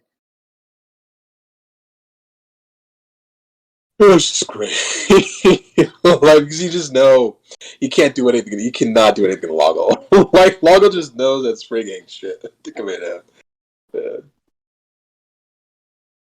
Alright, so yeah, they finally catch up the Domino 2, and it's where Anne finally realizes, who she's been hunting down this entire time. And yeah, then we just have like, the flashback montage of Anne's memories of Domino 2 and how she had to let her go, and just I don't know, like, dude. I mean, it's super cliche, but I don't know why. But like, a part of me actually felt emotional. Like, I didn't realize how much I cared about the relationship until like they finally started like reminding us of it. Yeah. Yeah, I think it was because Anne was emotional a little bit. That kind of got me like, oh wow, this is actually like really important because Anne's like really cares about it a lot. Like the whole series, like if we never saw Domino 2 again, I would have been like, okay. Anyways, but like straight up, the slander. like that's not even a lie, bro. Like, that's not what it would have been. Like they're a surprise, like they're a very surprising callback, but a very like appreciated one. Like I think that's my feelings on them. Oh, go ahead. I find the general cat shenanigans in the show to be really funny. Oh yeah. There's a really good part. I'd say there's a bunch of really good parts that we're kind of. Is this our third or fourth cat episode? This is. I think this might be a third one then. Yeah. This might be. I think this is our third. This is our third. Yeah. So we had the original Domino episode, then we had like Adventures in Cat Sitting, and now we have this. Yeah. Yeah. The cat trilogy is complete. Yeah, the cat trilogy. Yeah. Since we loves to make things come in threes. Okay, then we had so we have Frobos show up to try and like so we have Frobos show up, they pretty much like kidnapped Jesus, like Domino didn't even like put up a good fight. like automatically. Yeah, I honestly I thought they were but they didn't. They just automatically shoot out of the net, and then boom, they have Domino 2, and they're gone. And like, dude, okay, just something I have to mention real quick, like, that sound effect when Domino 2 like roared at them, like, is that like a typical like sort of sound they use for like what, like tigers or something, right? Like, you guys know what I mean? Like, just listen to it again. Like, there's just sort of like.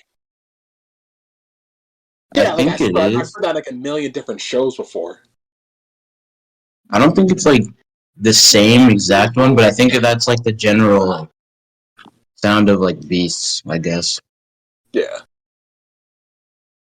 Like it's a sort of soundbite any show or movie can just pick up. Oh, but dude, okay. So after Domino 2 gets whisked away, like Anne just falls on her knees in sadness, and then freaking Soggy George is like, "Woo!" Problem solved. Yeah, exactly. It's they don't care. Like Anne is like having this emotional breakdown, and she's like, not, Yeah. she's like doesn't know how to talk to Domino too, and then like Sprig and Saki Joe are like, okay, whatever. Anyways, we don't got to worry about that anymore. Like, goddamn, they are cruel, bro. Jesus. So insensitive. Like that was just Exactly. mean. Like that was just so mean. But then he fucking high five too. Like it's not just that. There's like, let's go. Like Jesus. Oh, that was just like she's literally on her knees and they don't even care. Like, that's just so sad. Let's see, so what comes? Yeah, so I guess let's see. Yeah, after that, yeah, and she makes the conviction to try and save Domino too. Soggy Joe and Sprig obviously are not going to be okay with that. And then yeah, so yeah, they find Domino 2's litter, and yeah, I'm gonna be honest, these are really weird looking babies. Like I don't see what they saw in them because they look pretty fucking ugly in my opinion. I'm not even trying to be mean. I just look at them like they're big bulby eyes. Dude, what's with that? One that's literally just Wally. Yeah.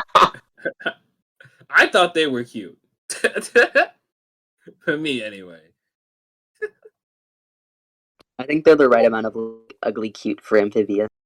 Yeah, Amphibia would try to make really adorable things ugly, wouldn't they? So yeah, I don't know, like, and just I don't know. She successfully convinces Saki Joe and Sprig to help them by just I don't even know, just showing off the cuteness of those cats. Like like Saki Joe, he's just instantly captured. I don't think I've ever seen eyes this big before. Like just right off the bat. Yeah.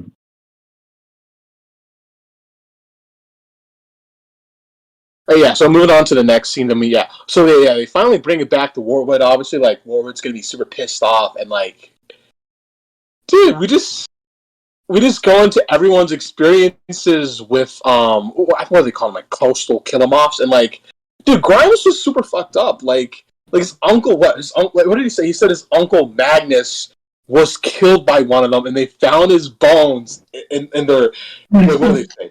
In their pellets, dude. Holy shit! Yeah. Like, I just love that. yeah. Grimes drops like this super sad story about an uncle, and then he's fucking skip over him. It was just out of nowhere. It was just so. It was so like. It was so dark. Like my uncle died from one of those things, and Polly is like, "Okay, don't have like." Anyways, it just That's very cool. Yeah. You just I just skipped love over the- Grimes. Yeah, I just love the whole dynamic of the rebellion in this scene. Well, yeah, I completely agree with you there because personally, I was kind of worried that with the fact that that we just wouldn't really have that many that we wouldn't have that much screen time with the rebellion as we got closer and closer to the actual war. But dude, like I just been loving how they've been able to squeeze in some time with them, like and especially in this episode, like it's just like I never expected this amount of rebellion stuff. Literally, the episode right before we enter the final conflict of the show. Yeah. Yeah, literally, these are like the last like fun episodes. Yeah, and I think like because they've been doing this thing with the townies where like they kind of give like Anne the girls kind of like their separate time like from the townies in an episode. So like here we get these cute little scenes with like Wally and the rest of the Resistance kind of just playing with the little cats or whatever, and that was cute. And their interactions with like Anne and stuff was really fun. But then you'll have like Anne do her own journey or whatever. Sasha's Angels kind of did the same thing, where like Anne and Sasha have their own little plot, and then the townies have their thing. So they've been having like this cute little balance, like of making sure like the Resistance like is never like completely left out, while they can still have like Anne or Sasha or whoever else needs to do something like to get stuff done. So I think that's been great. They've never like lost track of them ever. That's a thing about 3B as a whole. It hasn't lost track of any of its like characters. Everyone's always involved. Everyone's always doing something usually in like the entire plot.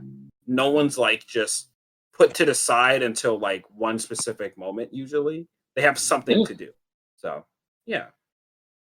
Yeah, it's just it just feels really like I said before, just how 3B has been treating like pretty much everything we've seen up to this point just feels super rewarding, right? Like Wartwood, like I just love the fact that like they're still like because Wartwood has gone through so many changes itself in 3B, and they're still like giving them time to be relevant, so, like giving them time to be hilarious, giving them time to develop, and it's just it's just really great. Yeah.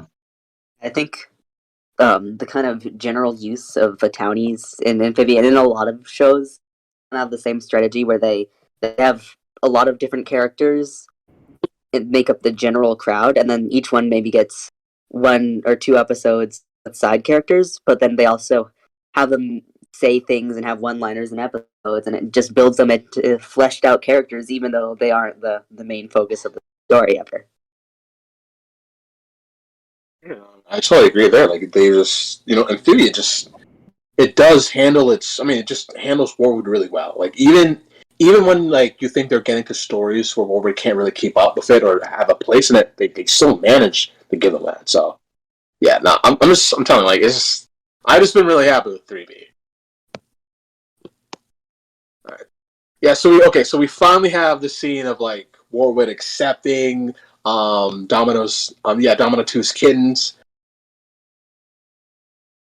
I mean, like, I don't even know what to say. Like, I'm just looking at the scene of like, of Sasha saying she's a dog person, and then it rips apart her face. Face Sasha? Yeah. I think there's something very funny about Anne being a cat person and Sasha being a dog person. Yeah. Yeah. Yeah. So I see. I'm checking out the next scene. So okay, yeah. Okay, yeah. This is the part that really surprised me because I thought that this episode. Yeah, I thought that like this episode would be like just based on the description. I figured that this would just be like an Am one, right? Like I didn't expect Spray to come by. But I mean I will say like that was really welcome though because I do love my Spran stuff. I mean yes, I mean Yeah, we got like double Spran these 2 episodes. I think that was great. yeah. Just to kind of have like, because it's not specifically just on their relationship, but just seeing like the benefits of it, I guess, from these 2. So I think like, yeah, I think that's just been great so far. So yeah.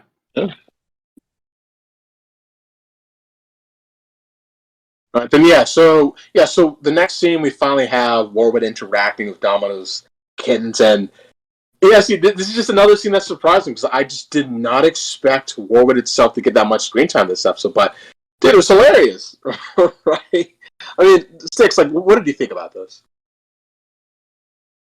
Oh my god, I've been thinking about this scene a lot just because of how enjoyable it is, especially the part where it, just starts out with Wally just bonding with all of the kittens one by one, and then it ends up with the one that looks exactly like him. Like the moment I saw that caterpillar with the hair, I recognize that hairstyle from somewhere. Where is it? And then he just picks it up and he says, Wally Jr. And I have not been able to stop thinking about that moment from there on. It's just perfect. It's just so good. Yeah, it's just really fun. I just love how like Wally Jr. just crawls up in his arm and he's like freaking out, like just like stay back. And when it finally touches, like just rewatching that scene, I didn't realize how hilarious that was until now.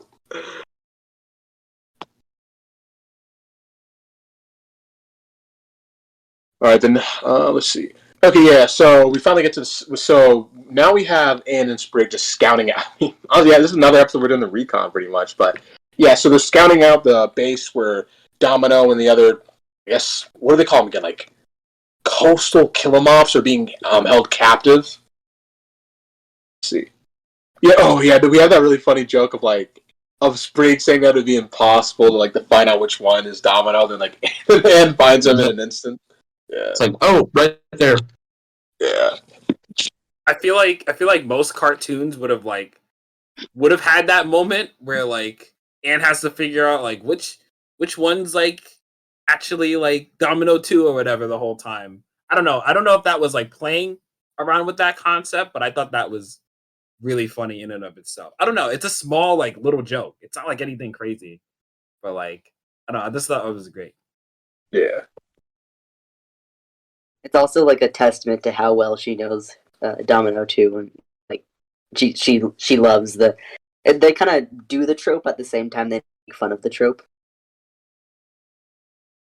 Yeah, exactly.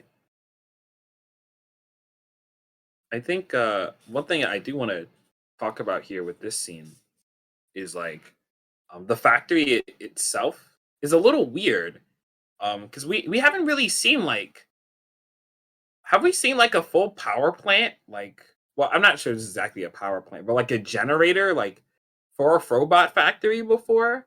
We've just seen like mainly like conveyed like just regular factories and stuff, right? Wait, what was the one they showed in Spivey? Spivey Was was that like like a that was a turret and a wait. Oh yeah, it was a shield generator, and then there was a turret. So like it was both of them, the shield generators for the shield to the turret, and then that was it. yeah, I think this is okay. the first time we've So seen this might be that. the first time, yeah. Yeah, they kind of made sure they're all like unique. Like each robot factory, each robot like I keep saying Frobot, but each robot thing we've been Yeah. dealing with so far has like been significantly like different from each other. Even besides like the robots themselves, like even like the bases they're at are all entirely unique depending on what they need to do. So I just find that really interesting. They always kept the variety. It never gets old. With the new setting of Amphibia, they're always giving you something new, and I think the creators kind of knew that it would have been really easy for them to just have the same boring robots or the same kind Yeah. of like obstacles to deal with over and over again. So it's nice that they're kind of like thinking about like how Amphibia wildlife would be used like for Andreas's conquest. So here they're kind of using it the moths to power like I don't know exactly what, but I know they're powering something. So yeah. Yeah. I feel like it was weird how the description called it like a robot camp. Like implying like this is where like they would keep like prisoners captive, but then like the episode said it was like a robot base. I don't know. Would have Yeah, it doesn't tempered. even feel like it doesn't even feel like a robot. Like based Yeah. on there's like no robots. like It's like yeah, it's like behind the robot base where all the like the energy is being like produced. It's not even like yeah. the front view. Yeah, I feel like the description kind of lied a little Yeah. bit. Like, I mean, it More technically fuel. didn't, but like it kind of did at the same time, you know. More fuel to the quote unquote Darcy episode. God. Hmm. All right, then. Yeah, I guess we can just move on to that scene now. So yeah, we would cut back to Wartwood. Wally, like he hasn't even just accustomed to Wally Jr., but he's also just gotten used to all the all Domino's 2's kittens. Wartwood, like yeah, the rest of the Wartwood town, they show up just completely in shock. But I'm laughing now because I just I didn't notice that when Wally got caught, he made like a fucking pog face. Like, both of them Wally Jr. Like, let me just send it over. It's just I'm sorry, but it's just so funny to me. Wait, we're at the part where we were at the camp, and then it like I forget where we're at now because I know. Oh no! This was after. Yeah, because Anne said, "Oh yeah, this is where we're gonna like." This is when she finds the Domino 2, but then like it cuts back to Wally.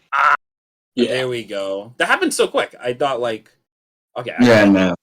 Yeah, because I feel like they basically just gave us 15 seconds of Wally, then they cut back to the whole Domino 2 rescue. They only gave us 15 seconds of that. Then they cut back to this, so it's sort of it's a little jumpy. Yeah, It's which is weird odd, though. The pacing doesn't feel that. Oh, sorry, Chuck. I just wanted to say the pacing. Oh Doesn't no, feel go ahead. Yeah, it feels perfectly fine. If anything, this episode actually felt longer than 11 minutes. Not that that's a bad thing. The pacing worked well with it. It didn't feel awkward. It's just, yeah, that's it. Yeah. Yeah, I see what you mean. It didn't feel like it was moving too fast or anything. Yeah, And it's weird how some of these cats look like people we've seen before, especially the Wally one.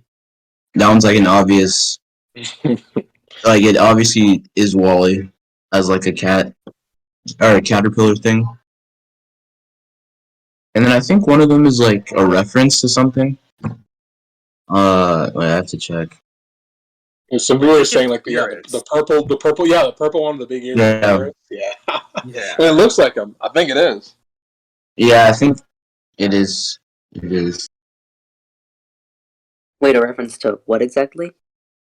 I think it's Dragon Ball Z. Dragon Ball Super. Yeah. Yeah, Oh, BRS. Super. Yeah. The purple. Yeah, but I just in that show. in fact, I know you said Drew Applegate's expressive at one point, Dave, that is just so true in this scene. I just love when Wally's trying to make up excuses to get out of trouble. They just cut to him and Wally Jr. just sweating, dude. It just looks so funny. Yeah. Yeah, even the when Hop Pop comes in and kicks down the door. Oh, yeah. I was oh man, dude, that just felt sort of season 1 Hop Hop crawling. You know what I mean? The super just incredibly superstitious, super skeptical of things. Yeah. Doesn't trust anyone. I think that energy, that season 1 energy, just came back to this scene. I loved it. Yeah, it was great. Yeah, I did it. Okay. What the hell was this? So they stare. I think the yellow one. I think it was the yellow one. Yeah. So the yellow one stares Hop Up in the eyes, and Hop Up just gets so. I don't even know how to describe it. This whole. Was he tripping out? I think it was what is all this? Whole I think dream he sequence, actually. Yeah. Vision of the future. Yeah, he was thinking of all the things he could do. Or maybe he was real. Yeah. Yeah, I also really go like ahead. that moment. Oh, sorry. Oh no, go ahead. Yeah, Six, you can go, man. I also really like that moment. I don't know if this is maybe a little bit later on, but I'm pretty sure it was here that I think Hop Up, now that we're talking about his kind of season 1 personality coming back, that he just straight up says to this one of these caterpillars, you fill the spider-shaped hole in my heart, a reference to Charlie Big Bottom of all things. Aww. I was not expecting that. I was really pleased to hear that, to hear him say that. I always felt oh yeah, because oh man, I always felt bad for Hop Up because he just has this whole big breakdown about how much he actually cared about Charlie Big Bottom. I was just dang, dang Hop Up. So yeah, I guess it's nice to see him get closure this episode. They brought it back in TCE too with his god tier acting. Oh yeah. Oh yeah. Yeah, that was a nice way to bring back Hop Pop skills. There you go, Hop Up. Okay. What was even with the quote at the end? Let's see what Hop Up said. He said, "Love is not with the eyes, but with the mind, and therefore is winged Cupid painted blind." I think Jesus Christ. I think that was a Shakespeare moment where he's just referencing some old play. You think that's a real quote, or do you think they wrote that for this? I think they wrote that. I'm not sure. Honestly, kind of good. Yeah. I'd say it's pretty good poetry. Yeah, that's really Yeah. beautiful, and it's just like, damn, like damn, Hop. Like I just love how he switches from like, okay. Oh, Yeah, it's actually, I think it is a Shakespeare's quote because I just looked it's it up. Yeah, I think it is. A Midsummer's Night's Dream. I'm pretty sure that's a Shakespeare play. it's a real Yeah, quote. yeah, real quote. But then, I mean, I feel like it still does feel natural for Hop Up to quote it himself, right? I mean, I wouldn't even be surprised if there's like a frog Shakespeare or something in Amphibia. But let's be honest, there probably is. Like, It's probably Yeah. named there straight totally up is one. Frog Spear or something. There's totally frog spear. Yeah. Like that is. I just love how they just modulated like Hop Up's voice too. Like, I'm sorry, it's made the scene even more funny. And then David Applegate's boarding, it's just so on point. Like Hop Up just looks so incredibly silly, but it works. Yeah.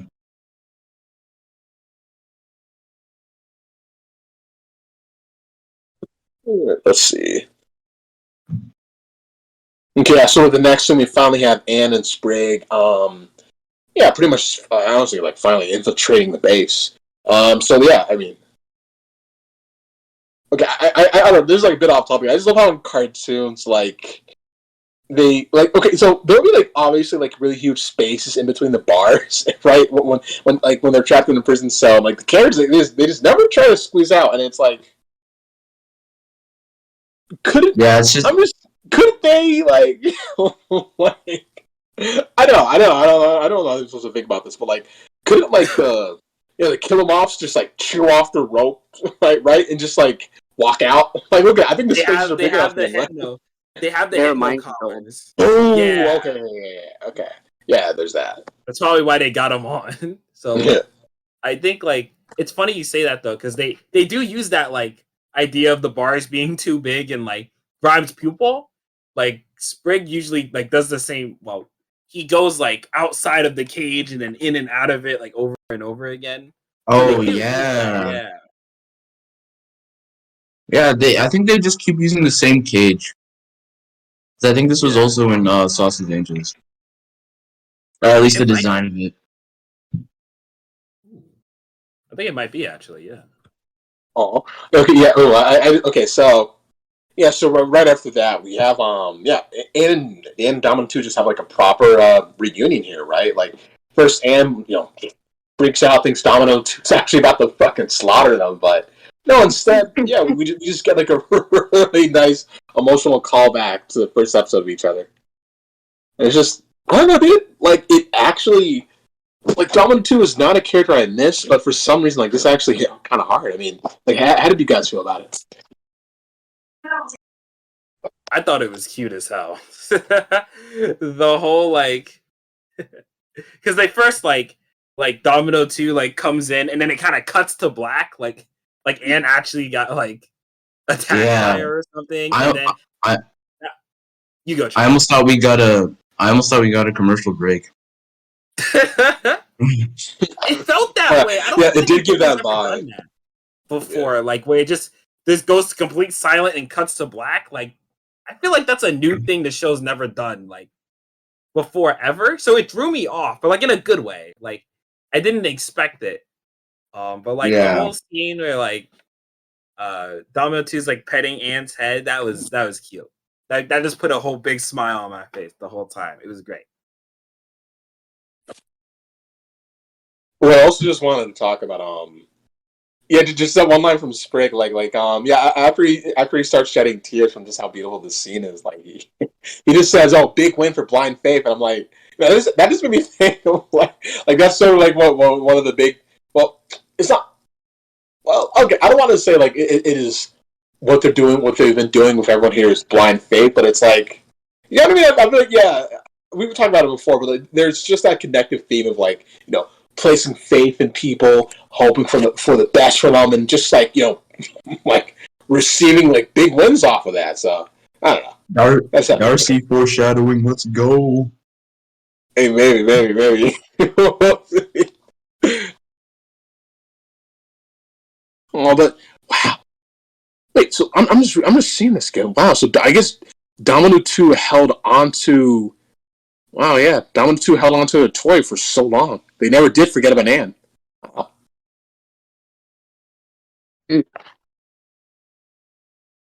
Like this series is adorable. Like, just damn. Oh, and then okay. So right after all that, we just have Sprig just get fucking eaten. I mean, what is with that in this show, right? Like, I feel like Sprig's Yeah. trying to eat him, like, Yeah, at least. There's a poly quote, isn't it? It's like, I've been I eaten got, many like- times. I kind of look forward to it now. oh yeah. Yeah.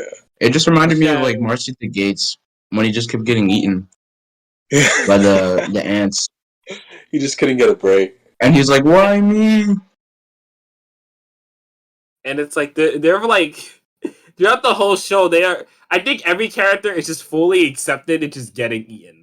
Like Yeah. in Commander Anne, Anne literally just jumps into the snake. Oh yeah, like in Hometown Road, Sasha's like, yeah, you can eat us. Like, we'll just cut our way out of your stomach. Like, she was fully like ready Yeah. to get eaten. Like, what?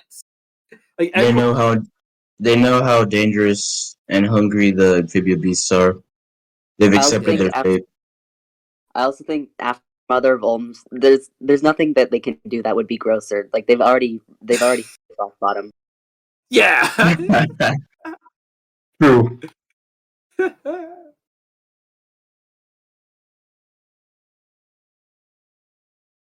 All right, so yeah, after all that, Anne hops on Domino 2, and they start trying to rescue Sprig, and just did. I mean, Jesus, he's having a bad day from all this. I mean, they managed to get him out, but like, Jesus, he does look partially digested.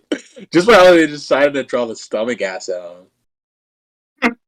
It looks like Yeah. he's melting. Like, yeah.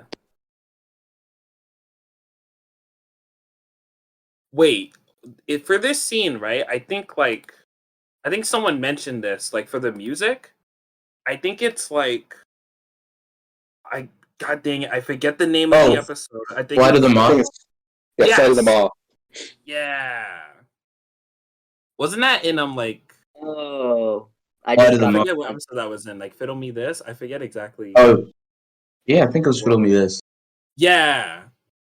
When he was the one where he has to like win money Mhm. by Yeah. like Yeah. talent show or something. Yeah, it was.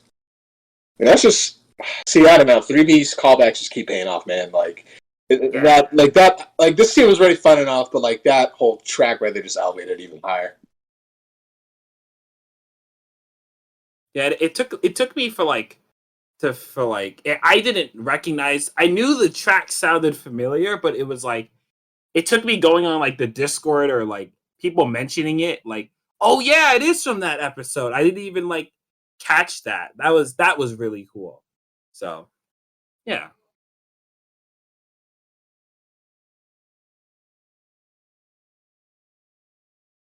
Yeah. Honestly, I really thought they would just be home. I'm not gonna lie to you. I completely whenever I saw this for the first time, I completely forgot about the other like Kill 'Em Offs and Captive, and I figured that they just like I was reading this episode then, man. Like I really thought they were just gonna go home free. Like, Yeah. yeah, I was still ready for it, but yeah. Okay, so yeah, so they decided to turn back and rescue them, and yeah, there's like pretty much breaking the collars, unbinding them from the ropes. I just love that. I don't know, like that joke was so unnecessary, but I just love how Sprig kept on missing and slapping one of the moths in the face when they finally got the bracelet off. Like, that was just Oh great. yeah.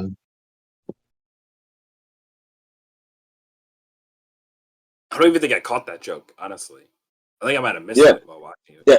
Like Sprig just kept on Sprig basically just kept on slapping him in the face before he finally got the collar off. Like it was just like I just love them doing for jokes like that. Like they're so unneeded. Like they could just move on to the next scene, but no.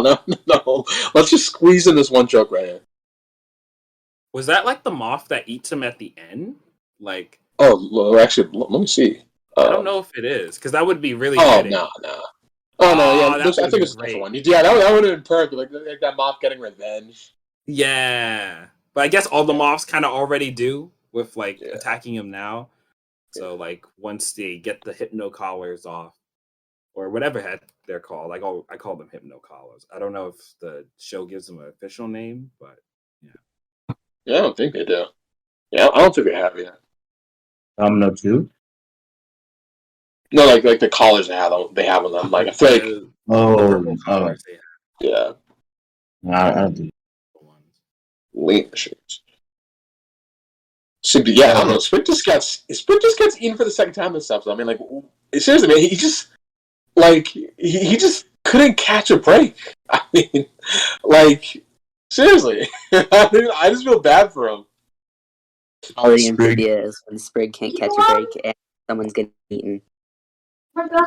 Peak Amphibia. Break torture. Who was made for the best Steve? Like seriously, man. Like I'm just rewatching this scene, and he's just like screaming bloody murder at that point. Like, he keeps getting tossed around by the mobs. Like, damn. Yeah, and then like, the Domino 2 kind of roars and gets them all like back in line for that part, and then I think like, Anne goes like, "Oh yeah, like Marcy like mentions something like that," which is pretty fitting. I do like that. This is a little Marcy mention. It would make sense that it's very fitting that she would talk about those things because they were already talking about like their times back in Amphibia, like, or Anne's time back in Wartwood. So Marcy would probably know something about that. I think we saw one of those like cat things like in Utopia too. I forget exactly. I think it was like scavenger hunt. When I think he was saving the little girls, the cat in the tree.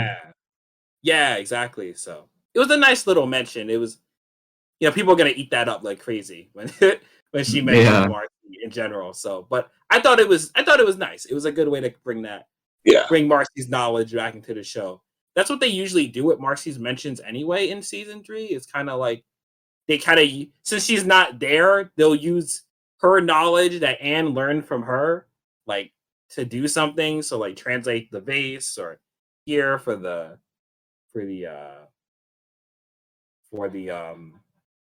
my brain just farted there, but to control all the cat butterfly things. So yeah. Oh yeah, the alpha. Yeah. Oh my gosh, it's so because this was because I remember Anne mentioned that when she was like loopy in cat sitting, when she was like squishing off fish, she was like, "Oh yeah, Domino's not a cat; she's the alpha and the omega." Like I didn't think it would come back like this.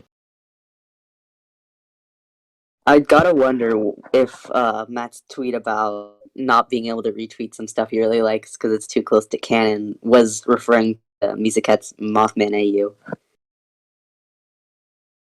Oh yeah, because isn't that AU like? I think it has like Domino 2 having like kittens and stuff, right? It has like Domino 2 is the alpha of the pack, and then Oh, is like part of Domino 2's kid slash. She tamed her basically, or it's more like that's the sick. moth untamed and. Yeah. Huh. I didn't even think about that. Because I saw that AU like I forget the AU's had any new things recently. I feel like I've only seen like maybe like a month or 2 months ago out of that AU. So yeah, I didn't even think about that. I mean, I thought about the AU in my head from this episode, but I didn't think about Matt not being able to like anything. Because it was so close to canon. Maybe that's what he was referring to somewhat to certain things about being too close. So this might be it. Well, it seems that way from what we got now. So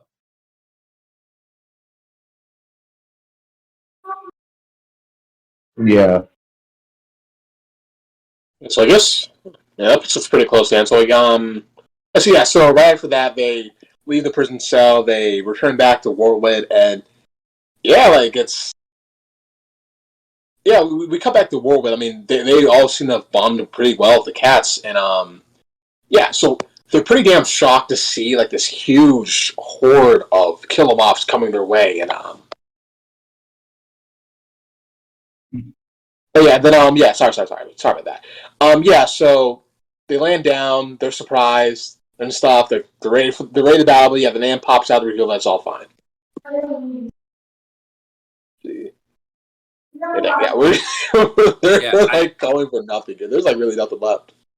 I think like one thing I wanted to mention is that like the kittens got like way bigger. Like, Holy. Yeah, they got huge. Like one of them now fits in Sasha's like hand now. Like, I don't know if that was on purpose or like I'm gonna assume it was because like it seems like an intentional design detail because they're all holding the kittens and like petting them or whatever. So they got like 10 times like bigger after that. After like Anne's little mission. So yeah, that makes sense. Like, yeah, I know back like what was the episode called? Like, I know it was like Domino something, right? It was like something like back in season 1. And yeah, it had Domino in the title. It was like Domino 2's. The Domino effect. Yeah, there it is. Yeah, the Domino effect. Yeah, so like I know Domino like Domino 2. I'm pretty sure they grew up pretty quick themselves, right? So I guess like so I guess it's like this sort of makes sense. Like I mean, I feel like there's probably still the chance that maybe they just boarded them too big or something, but maybe I kind of like that they're that big though. To me, like because it allows kind of them to just hold them like straight in their hand, and Sasha gets to pet them and whatnot. So it may or may not be intentional. I feel like it is at the same time. I don't know. I don't mind it either way. It's not like a big deal. It's just something I notice. So.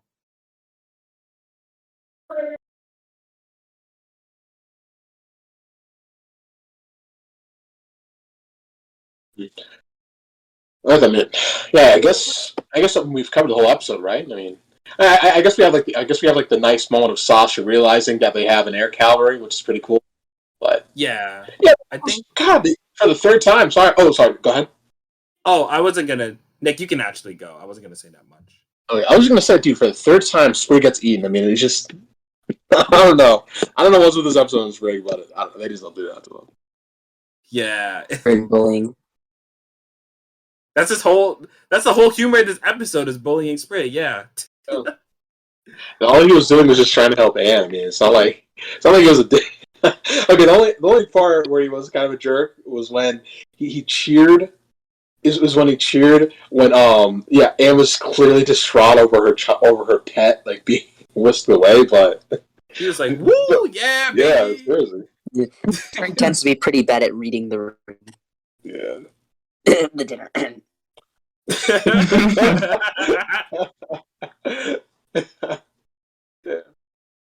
I think like I don't know if I mentioned like it is really cool. I was always wondering like when we had Andrew's Castle fly and we had the resistance, I'm like, bro, how are we gonna get up there? Like I assume we're gonna use Joe Sparrow, right? Like there's no way the entire Wartwood resistance is gonna be on Joe Sparrow.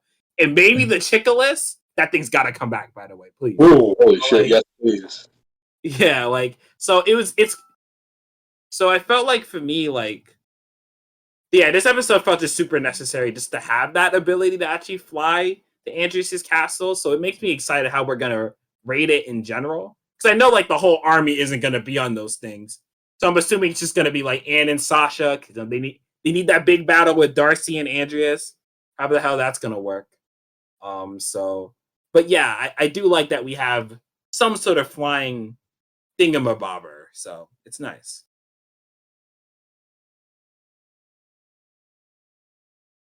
Yeah, I mean, I guess all that said, I mean, do you guys want to move on to your closing thoughts? Yeah, I guess. Yeah, unless like Six, if you wanted to say anything about the episode before we close off, or because I don't really have much. Just one last thing. Now that we were talking about, the resistance finally having like air support. Well, that's all well and good. Now I can't help but keep in mind that, if any of their mounts for air support get hurt in the fighting, they can make it a sad thing. And now I can't help but worry about that. Oh, like No. Domino 2 gets shot down. Oh nah. They better yeah, not. they're totally gonna do that. Oh, At least they have oh my. backup Domino at home. Rewrite the references to kill them. Cringe. They might. I was like, there's a They can't. chance. It's like they can't kill the pet. That's illegal. Literally. I mean, the amount of crazy Grandma stuff they've done instead. in this show, like I don't know, man. they Yeah. they That'd won't be kill the right. pet, but they'll shoot down the rings or something. Or imply, I don't know. That is scary though, a little bit. No, I think they'll be fine, but I don't know. I'd rather Joe Sparrow get shot. Leave Domino 2 alone. Dare just better. No one gets No. shot. What about They're gonna Dusty? shoot. They're What gonna about shoot Dusty? both down. Oh, Like, no. Joe no, Sparrow not still has Dusty. Dusty to take care of. You can't just go. Like, Dusty. Oh yeah, they do have their snail bird babies, so gets to take care of those. Gross. It's gonna be crazy though. Like I can't imagine Andrews' reaction, bro. When he just sees like a bunch of like cat butterfly things and Joe Sparrow just coming to his castle. Yeah. Be so good. It's gonna be the funniest shit. And then he sees Anne writing them of all people. Yeah, like the chorus is gonna be so pissed. Like it have like Yeah. 1,000 different questions. Yeah, I just cannot wait for them to freak out when they see Anne. Like, that is going to be so rewarding. You'd think he'd already know by now. Right? Like I mean, she's been the poster head of the Resistance. I Well, don't know, he doesn't know that yet, does he? no, like I mean, it seems like he Andrews should is though. like yeah. Well, are they the only rebellion though? Because There like, seems to be like, didn't they make a big point of saying there's only the Resistance and the Andreas side, and then there's like some scattered groups that are like bandits only fighting for themselves, though. yeah, but there's like also like that bot from Root of Evil. Like it was like talking about like, oh yeah, resistance detected. So like I don't know. Maybe they caught like more different like groups like that with those bots. Well, it could be the literal verb resistance. Maybe. I kind of got the vibe that the robots kind of govern themselves a little bit. I mean, we had a whole judge robot. Like, that shouldn't even be a thing. Like, so to me, like, it always seems like the robots, like, Andres kind of, like, was like, okay, guys, go take over Amphibia and, like, go do some stuff with that. I'm just going to be chilling, like, the whole time. That's the vibe I kind of get. Because the robots kind of do their own thing. They have their own judge. They have their own system of working things. Like they make themselves, you know what I mean? So it seems like Andrews kind of lets them do their own stuff. So like I guess maybe only the robots know about the resistance too. Because you don't see the robots really communicating with Andreas at all. He has to actively go and talk to them. Like even with Cloakbot, like Cloakbot never like reported like to Andreas like Anne's not dead. Like every single time he messed up, Andrews had to actively go and ask him. So it's like it doesn't seem like they have direct communication to him. Andrew seems to have to talk to them to know what's going on there, which is kind of stupid, honestly. But I mean, yeah.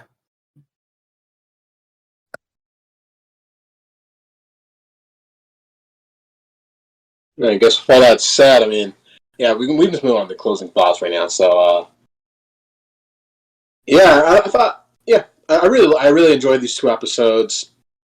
I always just like love it when Amphibia just allows like these 2 packaged episodes to have like a really connected theme going on with them, and that's what I saw between these 2, right? Like just, I mean, I'll just keep it short because I know we've gone over it like a million times, but just Anne placing trust in her companions and just getting rewarded because of that's just really rewarding to me. But so yeah, moving on to, I mean, Shrek, yeah. So closing thoughts for these episodes. Me? Oh yeah. Oh, okay. Yeah, they're pretty good. Newts and Tights was a good follow up to Combat Camp. It was a good Tritonio episode, and it was another fun episode about getting Newts on our side, alongside the Toads. And then Fight or Flight. It was another good army building plot. It was nice to have Domino 2 back, and nice to know that we have basically like an air army now on our side to get to the castle. So yeah, they were good. They're good episodes.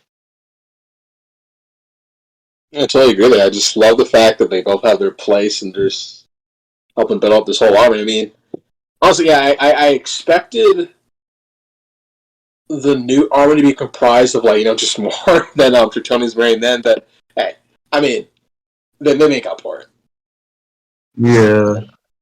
Yeah, so Sticks, closing thoughts on these episodes? Overall, I'm really pleased with this episode. Both kind of like, well, at least personally, I really like them because they kind of like serve as these new ways of seeing just how far Anne herself has come, while at the same time not placing the focus of the episodes too much on her, or almost not at all, honestly. On one hand, by letting us see how she responds to Tritonio, a character that whose betrayal of her previously had affected her a lot, and now with all the wisdom she's come to attain over the whole show, she's now able to impart a lesson on him. And with Domino 2, whom once she kind of like desperately tried to cling on to, despite the fact that, it was still a wild animal and it was wreaking havoc in the household. And now instead, she's treating it as its own separate entity, not Domino, but a new creature that she has come to form a real bond with. And now this creature is coming to help her and her friends. And I feel both of these episodes are just great instances of showing us just how good this show is with demonstrating growth for our protagonist. I'm really happy with that. I totally agree there. I mean, it's just like these two episodes were just really, really, really, really rewarding. Especially if you just, I don't know, especially just if you really love season one and you just love stories like tying these two different aspects of the series together, like you're just gonna end up loving it a lot. Yeah, so Pickle, any closing thoughts? I really like these two episodes. I especially love that the fight or flight episode. It's great to see Anne like really she's grown into herself, and it's great to see her being just like the character that everyone likes, and it's great to see her like actually being rewarded for her actions instead of just getting punished as a side effect of everyone around her's kind of dysfunction. And well, it's just, I think this is just a great set of episodes to kind of have callbacks before we jump into the big ones.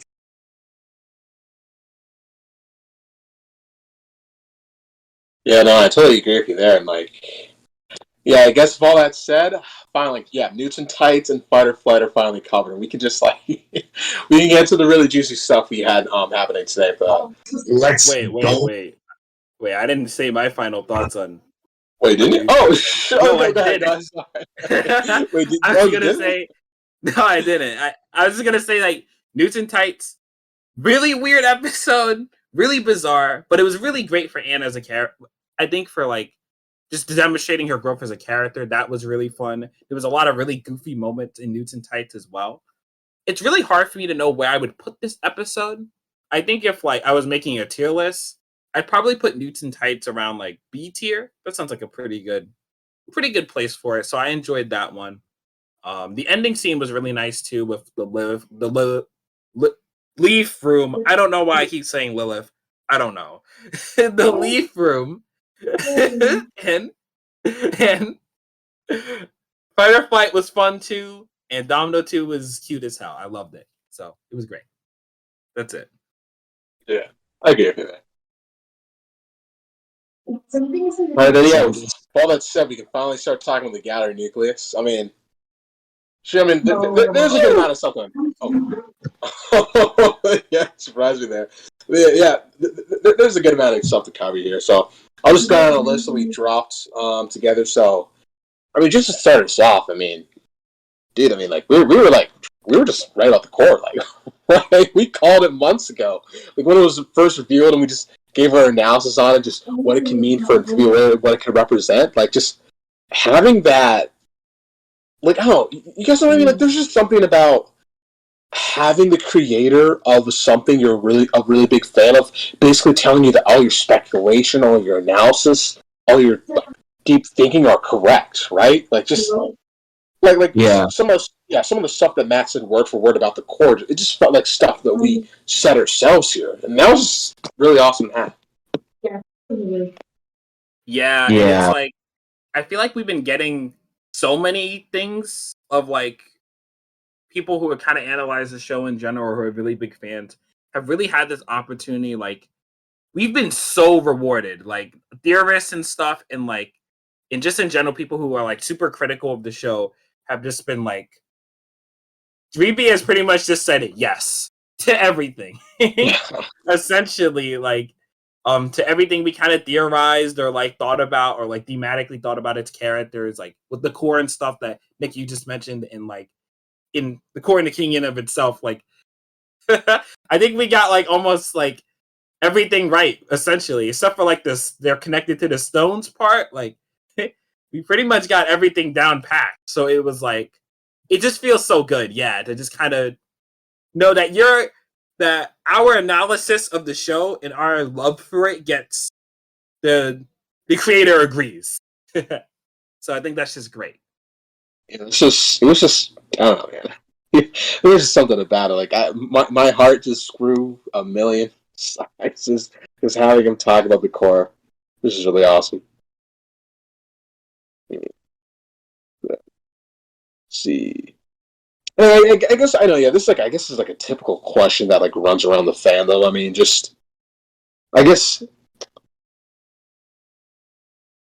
stuff that's going on with like the trio's relationship, how that'll be handled. I know, like, yeah, Matt. I mean, it's like the typical thing of Matt where he says like just wait until you have the full picture before you can make a judgment. I guess like that's just what's going to be happening again. It's been like this since day one, pretty much. Yeah, I forget exactly what question was that for. Like, I know, like Matt yeah, that's Matt's kind of whole thing is just saying, "Yo, just wait, bro. Just wait. Trust me, it'll work." Yeah. Like, which I mean, he's been right every single time. Like each season finale, like it's just been like a lot of waiting, and then everything comes together in this like so cleanly that it's perfect. So I believe that again. So yeah. Yeah, because like he was asked about like the Calamity Trio's like relationship before Amphibia, but then like he was like starting to talk about it. Then he's like, you just wait until the show's over," because like he was basically like Actually, getting he did. He was like about to talk about Sasha and Martini, and then he's like, actually, and so don't want to get my hopes up and have them crushed for the fifth time or whatever. But Sasha and Marcy interaction maybe. let's go. Hey, Sasha and Darcy, we're like, Sasha and Sasha Darcy, and Darcy, we're like, Black yeah, yeah. Look at our dynamics for that. Sorta. Yeah. They're basically. I mean, Darcy's basically evil Marcy, so I guess like I guess it's sort of worked. Oh, no, yeah, okay. So this is, I don't know. This is a question that I think, yeah, this is definitely like one of my favorite questions that Mann answered during the panel. Just, yeah, I think it was about the pilot. Yeah, I think it was about the pilot. Like, whether or not he sort of regrets what he wasn't able to transition onto the show. And I just love the fact that like his answer was no. That he loves what he got to put on screen, and that there just wouldn't be like an episode that he wants to cut from the show or replace. Right, like. Everything, like maybe Matt didn't get to do everything he wanted from the show, but what he got in is what he's pretty damn satisfied with. Yeah, and he also talked about how like even if he did go with his original vision, the show would just be like a season long. Like it wouldn't be as long as it is now. Yeah. He knows it's not what his initial picture was, but he loves what he's created, and he seems like he would not want to change that ever. Yeah. Yeah, and like the whole crew, like Dreepy has been hyped up like I think, by a lot of the crew to be like this crazy big thing. So it's like, I feel like everyone in the crew is so confident with season 3 as a whole. So it's like, yeah, I'm just so glad he said that. It shows like, I don't know, it just shows like confidence in your team and what you've created, that you can just say this is the best version of the thing I created. Like, a lot of artists or a lot of like people in general wouldn't say that. They would be like, nah, I wish I could go back and do this, or I wish that was changed. But Matt just straight up said, nah, man, this is the best version of Amphibia in any timeline. Like, that's it. So I think that's just great. Yeah. Yeah. It's really amazing. I don't know, like, Matt just, yeah, during the panel, he just seemed like he was like on a high, dude. It was awesome. It was really awesome to see him that energetic. Yeah, you can tell. I feel like Matt's gonna go crazy once like the show ends and he gets to just gush over interviews and stuff. Like, I feel like he just wants to just talk about the show, like at the end of it, because he doesn't have to worry about crap anymore. Like, Yeah, that's why we need to invite him on the podcast after get that exclusive interview. Yeah, I mean, we'll see. Yeah, and then there was like another part where he didn't want to get into spoiler territory, where he was talking about like when someone asked him like, "Oh yeah, what other like Easter eggs to other like Disney shows that you wanted to have on the show that were cut?" But then like he started to talk about it, but then he was like, "No, that's a spoiler." Pretty much. So I guess like there's like an Easter egg to another Disney show that's like a spoiler somehow. So I guess that means we're gonna see Luce in the finale, obviously. So Right. The gravity falls Pickle all along. Dipper is gonna come out of the portal and meet Barrel. I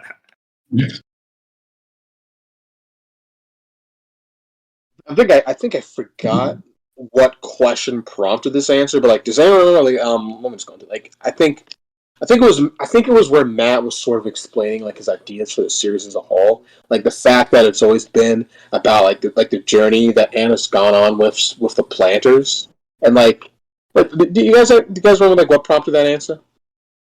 I'm trying to like. I'm trying to remember, but I don't know.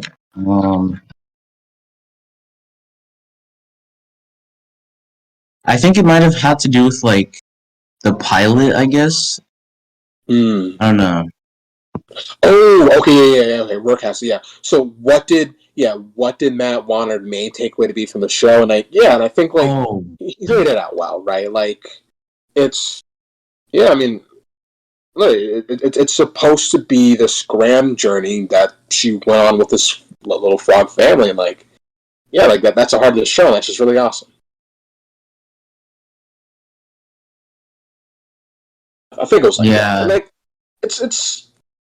I know today there's like this whole sort of movie, like what is the movie called, like Death of the Author or something, but I don't know. Yeah. I mean, I'll be honest. While I respect that, I also just, I don't know. I guess a part of me just loves an author just saying like, oh yeah, this is what I meant to get. This is what I meant to get across. This is exactly what I meant with the themes of my show, right? Like, I don't know. Like, I just like having that. Yeah. Yeah. Oh yeah, and then like when they were asked about like spin-offs and stuff, everybody was talking about Polly. So like, Ooh, yeah, I don't know that. Like, yeah, that was like no. The seemed first like time oh, sorry, I keep interrupting you. Go ahead. yeah. Oh no. It seemed like Polly might do something or get something special later on. Yeah, because it's like after the first two people who said Polly, I was like, oh, okay, wow, some Polly fans. Yeah, then like they just kept on going. Like they're like, oh, Polly. Like it just makes you think like, Polly? yeah, like did they set up Polly for something big or? Well, she's already kind of had a big part that she didn't really get to lean fully into season 3. It was just probably my favorite part about her arc over the entire show. I mean, her being kind of a kid frog working with humans, and her whole mechanic thing that she's like just suddenly discovered about herself. because the show's almost ending, and she only just really grew her legs and became not a baby, so she's got a lot of room for everything. Yeah. Oh, that's true. Yeah, and like 3A in general is just I think, Fixing Frobo to me is like in my opinion, one of the standout episodes just of 3A, just in general. Like it gave Polly like so much in so little time. It gave her like a new skill set. It developed her character a lot more. It's one of my favorites in 3A, and like I was like, I think a lot of people have been saying this. Like it felt like Polly was way more important in this season than any other one. It was because there's definitely something big going on. Like I don't know what Polly's gonna be doing with that engineering skills, but like I don't know, like hacking the core or something. I don't know. It's gonna be crazy. So I'm excited. Yeah, it just has to come in somehow. I mean, I bet, like, yeah, I don't know. My fingers are crossed tightly for that. Yeah. I guess. Is there anything else like you guys wanted to talk about from the Gallery Nucleus? Well, I mean, there's a lot of great lore and behind the scenes stuff. But there's also some pretty funny moments, like when Bill Farmer was asked to say "I love you, Grime." Oh yeah. Yeah. Oh man, I feel like he was so confused when he said it. He was like, oh, I just love the fact that he just went with it. He didn't even question it. Bill was just like, all right, let's do this. Yeah, that was. I can't wait. Can't wait for the animatic Yeah. Hall of Fame. Like it was like the first thing I was thinking about, dude. I can't wait for them. Like I can't wait for the animatics, man. Oh no! I can't believe I even forgot I can't believe I even forgot to mention like with the table read. Yeah, the table read at the beginning of like the panel. Like, dude, that was awesome. Like that huge meta thing, which is awesome. Wait, what was it about? I think I missed that. Like they basically met. They basically like I don't even know. It was so it's set back in L.A. right. The planters they're walking around L.A. They encountered like this whole panel, and then they meet like the production staff of Amphibia.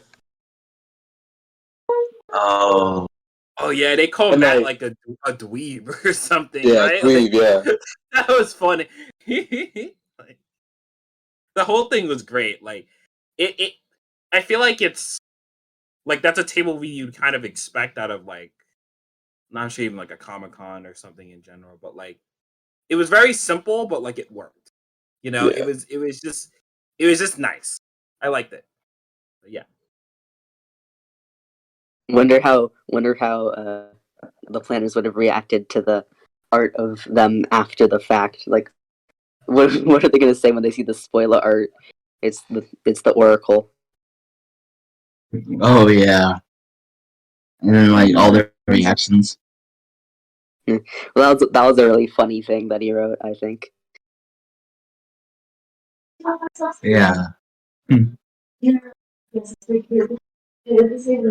So I guess I don't know. And then other than that, I guess they just talked about like normal like animation stuff, like working from home, stuff like that, making their own in-house studios, and like, Yeah, how the transition. I was just gonna say, yeah, we've kind of like heard those answers a billion times. I feel like, Yeah. like I'm kind of It's just like, yeah, yeah, it's just kind of the same thing at this point. yeah. Like I know someone asked a question about the Marcy stab.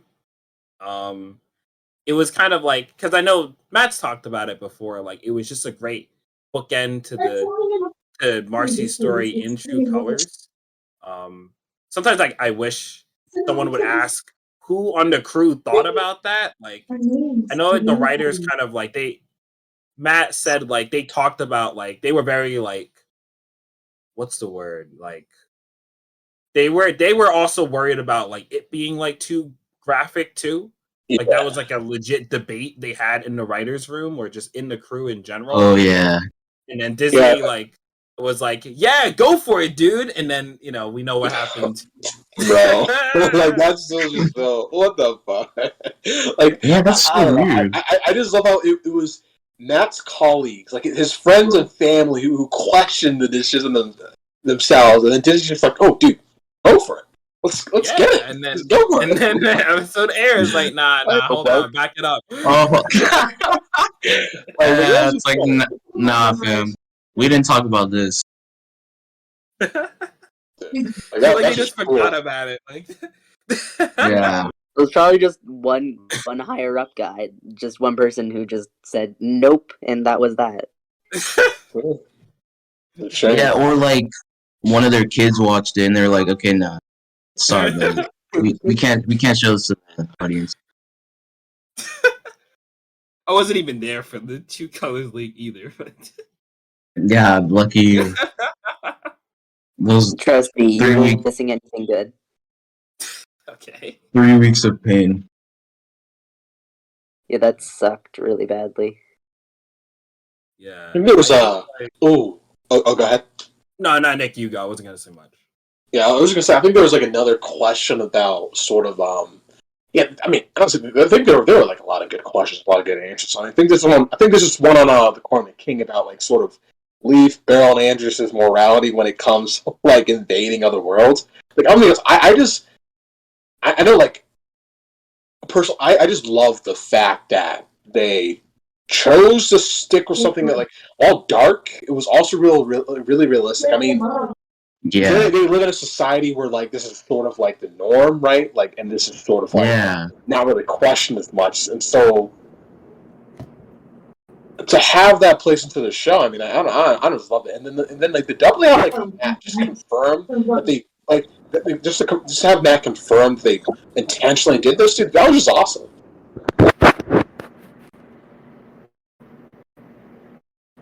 yeah, and like it was like weird because like a lot of people were like theorizing that like the reason why like Leaf took the box is because like she was against invasions, and like most of the time it didn't really add up because like he couldn't have been like the only person who was like against the invasions. Yeah. So I guess like it makes sense that they were so like used to it because that's how I guess that's what their way of life was. I guess. Yeah, like I feel like if you lived in Utopia, like what are you complaining about? Like when you take over all these worlds, you get all this high tech stuff for free. Like, what are you gonna be complaining about? Like you're getting you're benefiting off of it. So like wouldn't see them like saying that it was a bad idea. So like, and yeah, the evidence in the episode itself just proves that point. So like, it was just nice for Matt to just be like, yeah, they're chill with it. The only time Leaf is like, oh, nah, we shouldn't do that, when she sees like a whole like all of the future and the stuff. So yeah. Well, it seems like I mean they definitely have moral compasses. It's just so normal for them. The invasions are so normal. They don't really think of it as bad. They don't really think about that other worlds might have people. Although it seems like Andreas briefly brings it up in the Corn the King when his dad is like, I need you to wipe out the medieval people in the Earth world, and he's like, isn't that a bit harsh? Oh yeah, he was like wipe out the savages. I always Like, he got the made it- vibe that they just didn't like. They never directly saw what they did to other worlds, so you don't really know the impact of it. You know what I mean? Yeah. So like, Yeah, they that's the just vibe sent I over got. And then when the he so but then and then when he like lays it out like that, it sounds kind of like very weird. Yeah. I don't think there are any other like big questions, were there? I don't really remember anything else. Anything super significant. Yeah, I don't think so. It's just like the normal stuff with like a couple of teases, I guess. Yeah, that does Yeah. about wrap. Yeah, that does about wrap it up here. So I mean, like, I guess we can just move on to our closing thoughts for like the panel itself. Yeah, so, I mean, yeah, Sticks. Like, what did you think about it?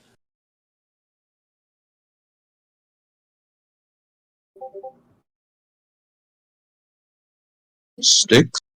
Oh, 60 there. Yes. Actually, I did want to say something like just about this topic while we were on it. I just I was now that you mentioned it, I was like originally thinking back when we didn't know much that maybe Leif and Barrel and perhaps some others were opposing Andreas and the use of the box because of the whole colonialism and wiping out entire other worlds being bad. But the fact that the show did not do that, I think, was a pretty smart decision, actually, because it wouldn't make much sense for these characters who we've now seen, were pretty much raised on this. They were never really taught to question it, to have suddenly have changed their minds like from one in this one episode. I feel that would have been really odd. It would have. I don't think it would have worked. And the fact that Leaf primarily changed her mind because of the fact that she saw Amphibia, you know, ending, because of the fact that she understood that using the box was dangerous to her and to her world. That's why she decided to go against it. I feel that really works. I feel that makes more sense, and I also think that gives the show an opportunity to let her later on see or understand just how bad interdimensional conquest is. Yeah. It's like sort of like tough truth, I guess, because you just want to believe in like the goodness of this three, but then like you also have to kind of accept how much like your upbringing, society will affect like just your morality. Like, and it's a tough pill to swallow. But yeah, yeah. Impact any closing thoughts? The panel was really nice. I think the questions, like in of themselves, the answers we got were pretty neat as a whole. I kind of wish we got more questions, like in general with it. I maybe this is just me, but I always wish someone would ask a question on like Olivia and Yunan. That we've never gotten any like thoughts from like Matt about that episode, like at all, or really any 3A episode. Like, it's been weird. Yeah. So like, I really want to know his thought process on 3A just in general. Maybe the next interview that would be great, but this one was still fun. I like the table read, and yeah, I think it was really fun, like just for the crew to have that kind of like last interview before the show is ending. So then now we're going to be asking 1 billion questions once the show is over, without like Matt having to going, spoilers, or we'll have to see every time. So yeah. Yeah. It'll be nice to see like him just completely go off without having to worry about spoilers. Yeah, for sure. Oh yeah, Chuck. Any closing thoughts for the panel? Yeah, I guess it was nice. It was really fun. Like it made me like made me feel like a lot of FOMO, because like I wish I was there, especially with like all the stuff that was happening and like all the signatures and stuff. Like Exactly. man, to be there in that room. Yeah. Man, but like Yeah, I was so jealous, dude. I was so yeah. just looking for hashtag. Like, dude, I've never been more jealous. Oh my. I was so mad when the Q&A ended too, because I was like, no, wait, show the rest. Yeah, I feel like we could have dude. gotten more time. Yeah. Yeah, like I feel like like they tried to take like questions in the Twitch chat. I was like, please don't do that. Just go. Yeah, do the in-person exactly. one. Yeah, I felt like it was just cut off too soon. Honestly. Yeah, like I don't know, because I feel like maybe I'm just like itching for answers to just like Yeah. just on season 3, because again we haven't gotten a lot of answers on that. It's been a lot on season 2 and True Colors and stuff, but not really like on this season specifically. It's been like, yeah. So yeah, I guess it was nice to see what Matt could talk about. It's like you can really tell he really like appreciates the fandom and like their theorizing and like analyzing of the show's themes and stuff. And yeah, it was fun. Like seeing like the whole cast together in one room, or almost the whole cast together in one room was nice.